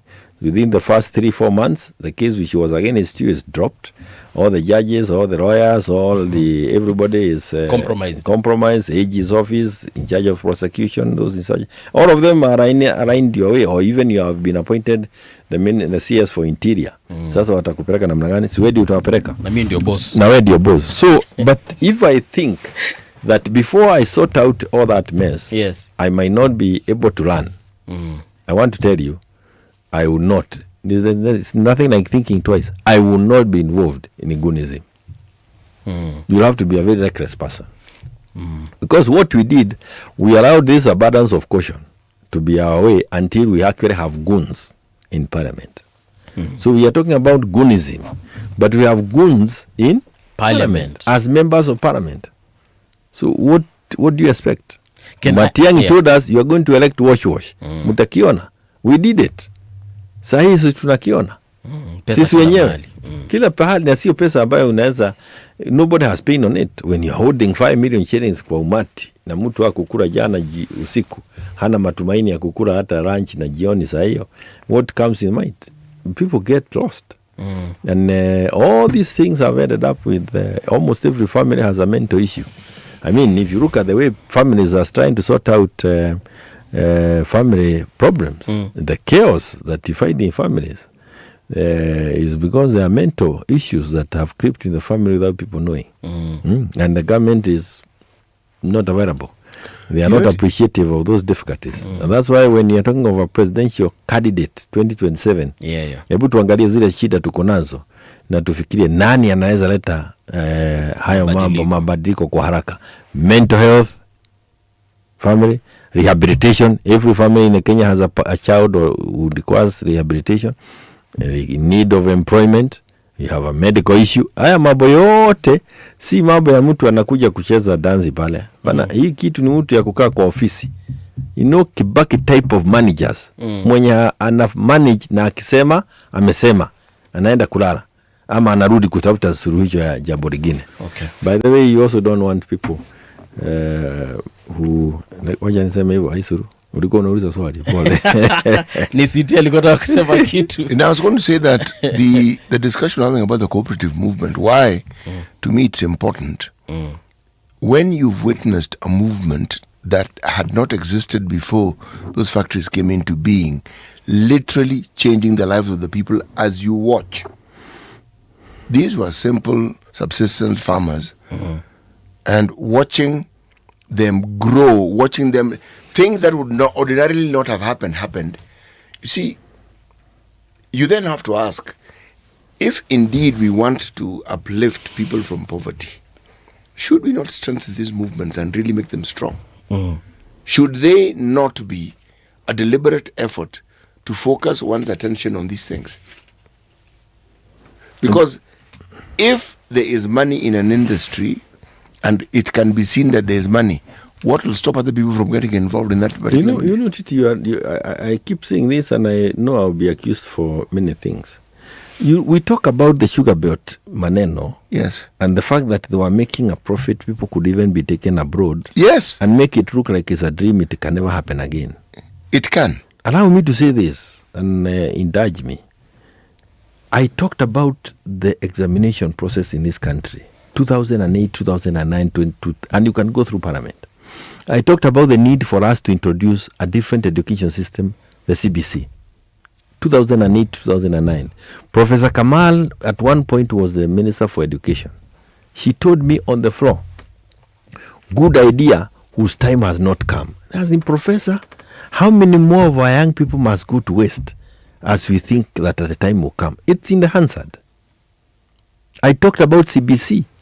And people, I was dismissed by people like Gathorima. Was he called Gathorima? One in charge of an examination process. He said, Kenny is an idiot. What does he know about education? He should concentrate on politics. I was complaining about the stealing of exams, which was happening at the university level. Watu wanaandika kwa mapacha, Mwakenya ilikuwa, wanaandika kwa, women would use their thighs to write the whole of the answer sheet. So what do you do as a lecturer? Ukienda kuangalia mapacha yake, you are accused of sexual harassment. And that was the level of stealing of exams. But how long did they take Matiang'i and Makoha, Professor Makoha? And God bless the soul of Professor Makoha in peace, because he was really, he kept telling me, Kioni, I am going home with Uhuru. I was telling him, going home to do what? Uhuru is going home because 10 years are over. Makoha, just give it to Kenyans. It was given to you by God. These things you and Matiang'i have done, none of us, we were being told by the people who were there before, it cannot be done. What you are saying about the sugar belt, I believe it can be reversed. It just requires a person who says, Ebu, take us back to where we were. Is this the debt? You know, when Kibaki came again, I keep talking about Kibaki because he had a huge influence on my thinking politically. And we were very bitter about what Moi had done, including this cooperative thing. So tulikuwa tunakaa, tunasema, hey, mambo, unajua kama angetengeneza pesa, angetumia pesa vibaya, we would have done this. Hizi inapana. Wacha hiyo mambo ya kuangalia huko nyuma. Wewe sasa huko na nafasi. Angalia bere. Fanya hilo unatakana kufanya. Wao will be sorted out na hiyo maneno yao. Wewe huko na nafasi ya kupeleka sisi pale ingine.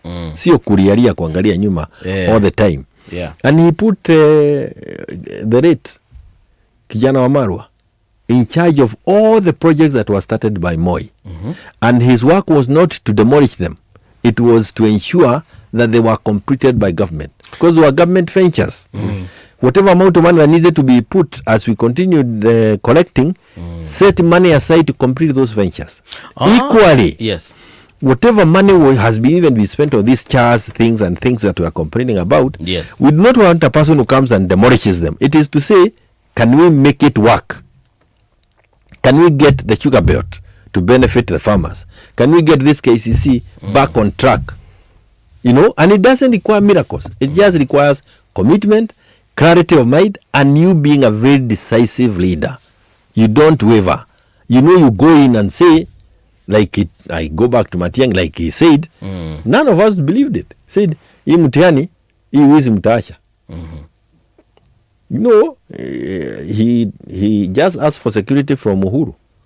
Walked to the National Examination Council one morning and said, everybody home.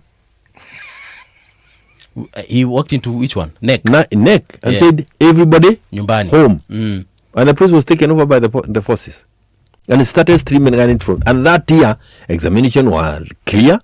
You have people in this, even perhaps even within here, who tell you, I'm a product. Max yangu ni ya Matiang'i ni ya ukweli. Those are the kind of things that we want. And the country is at that level. Yeah. So when Titi tells me that, not Titi, City tells me that, Muga, when you tell me that, how is it that Kikuyus don't have a presidential candidate? If they have a candidate who can make things happen, and they also see their presence around there, I'm now talking like the selfish mind that you hear from the political class. The thing is that if they have a person at the top who can make things happen, yes, and they are able to do biashara kule kwao, hautawasikia. Mama mwingine aliniuliza juzi, yes, mimi nasikia mkisema ati Matiang'i ni mkali. Juzi tu, kwa sababu unajua Wakenya si ng'ombe tena. Aniuliza juzi, nyinyi mnasema, nasikia mkisema Matiang'i ni mkali, yeye ni mkali, yeye ni mkali. Kama yeye ni mkali kwenyu mkikaa huko kwa Nairobi na mtoto wangu anasoma, and I have insurance for my mtoto, aye mkali kwenyu, mwache kutuibia. They actually cherishing hiyo ukali, because hiyo ukali kwa boardroom in the cabinet will yield results at the ground level. Those of us who would want to work with him at that level, lazima tujue how do we deal with ukali yake. and it is to ensure that the vision that he has, which he certainly will espouse, is there to benefit Kenyans. Max yangu ni ya Henry Kosgei, and najua ni ya ukweli.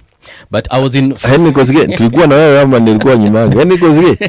Henry Kosgei, Minister for Education. You know, Henry Kosgei was also Minister for Sports back in 1987. 1987. And he was, and I know he could be listening. He is a man among the very initial individuals who came up with a bag. You know, we had golden bag, we had many bags. That day there was a bag that hit the sports industry. We were hosting the All African Games here, and somebody came and went with some huge chunks of money from the games. Tunaongea juu ya huyu Henry Kosgei Tinderet. Si ndio huyo? Okay. He started as the Minister for Tourism wakati wa Moi. Now we were hit by that bag of corruption. Okay. Back in 1997 when we were hosting the All African Games. Right. And that is when we started hearing watu wanaiba pesa mingi na wanatembea tu tukiwaona. That there was a mzungu who came, I think he was a consultant, and he took off with a whole chunk of money that was supposed to have been used to prepare for the games. And the government ended up with a debt after hosting the games. This is 87 or 97? 1987. I was 1 year old. Well, you are old. You are old. I was just 1 year old. Majority of Kenyans is something that is coming from the archives. Okay. But that is how I remember the Tinderet member. And we served with him in parliament thereafter. So I am not saying that during his year you were helped to pass exams. To pass exams. Right. But it is him and successive regimes that added the neck where it was when Makoha and Matiang'i took over. It was a complete mess. I have no record of having him, of him having tried anything to bring any changes there. So I have no doubt with your marks, but let's leave it at that. Don't introduce debate on it. You are likely to lose it. What I wanted to, I was going back to the Kibaki government because when he was elected president, again I was informed too. So there's much I really cannot remember because at that time I wasn't really politically awake or woke.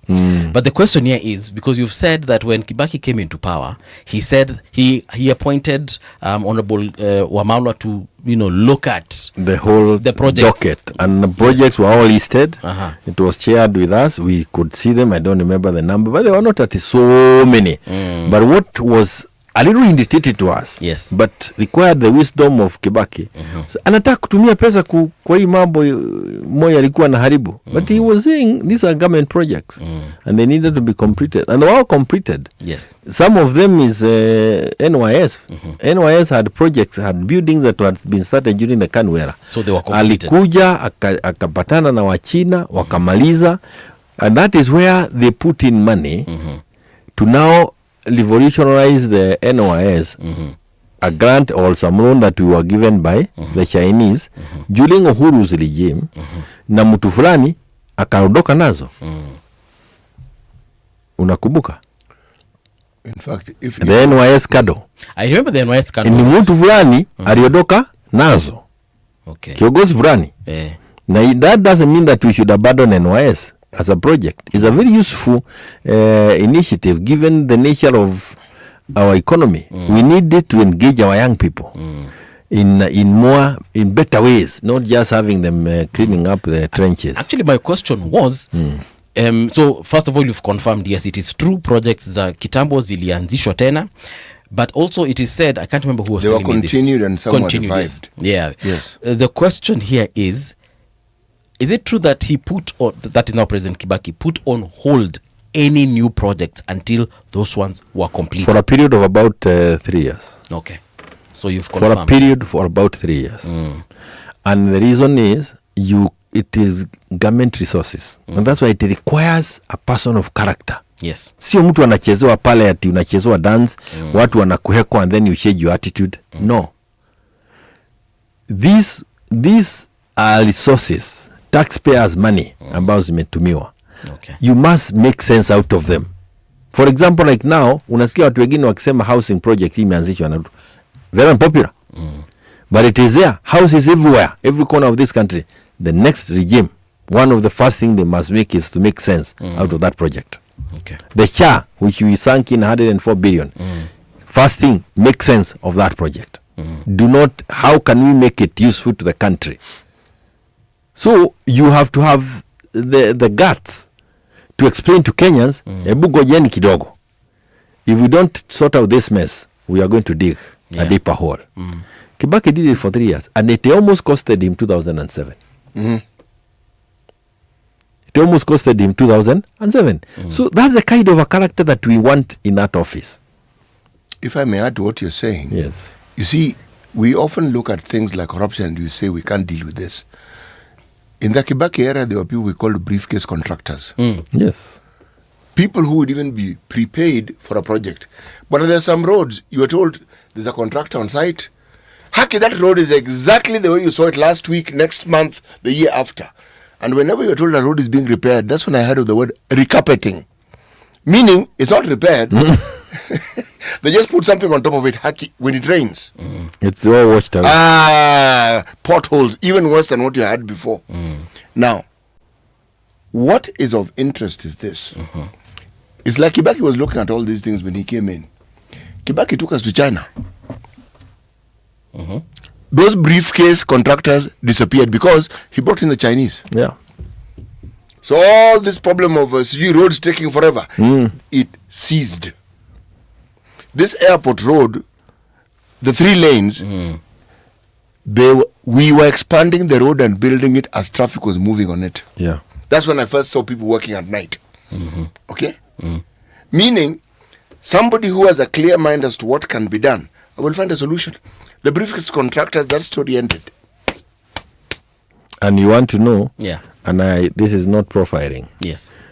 Other than the briefcase contractors, the incoming of the Chinese contractor also hit hard the Indian contractors. Yes, it did. So Indian contractors must have had a problem with the kind of tendering that was being done before. When the Super Highway was being done, the Chinese, and it was captured in one of the dairies within locally and also in their own country because I saw it. Yes.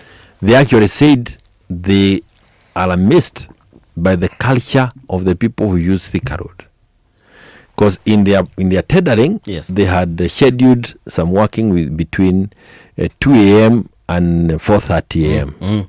Because there would be no traffic. Yes. But they said they had to change it because 24/7 magari ilikuwa So Thika Highway was expanded without us sleeping on the road. So this thing ya kusema that we cannot end this corruption, it's nonsense to me. I will give another example that is there, you can check in the books, which was done by Uhuru. Uhuru's, let me say Jubilee. Yes. When kids could not pay for examination fees, or parents could not pay for examination fee because of the COVID, and the government had almost exhausted their whatever margin they had because of the what were we called subsidies that were given to Kenyans across because of COVID. Because of COVID, it came to time for kids to sit for the exams, but parents had no money because of COVID to pay for the fees.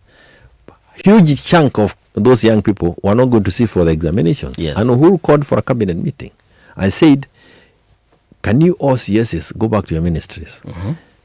Go through, comb through your votes. See where you can make any saving so that we see how to deal with this issue. And they were given time. They all came back. One vote that contributed the 90% of the chunks came from the Ministry of Interior. This Ministry of Interior vote was the one for buying boots. Boots. Ile askari. Zile boots za askari. Whoever had the tender had procured it at 13,900 shillings per pair. And the decision that was made by the ministry is, why give this tender to a private person while all these boots are coming from a particular country? Why can't we go and source it from the country on a government to government arrangement? When that, and you know, it's not difficult to just call them the ambassador.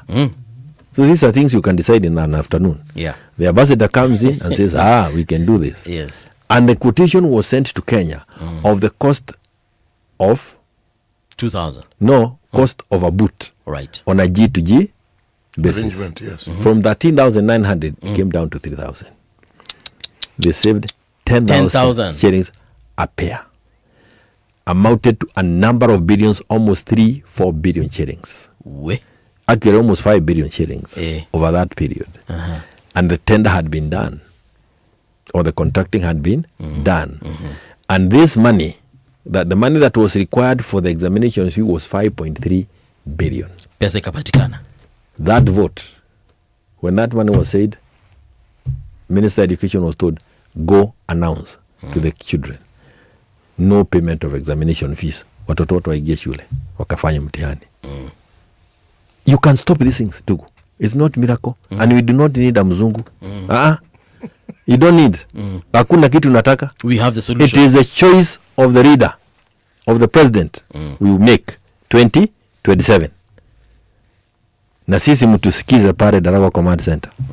Yes. Mukisema tunasema. Mukichagua tunachagua. Mukiamua tunaamua.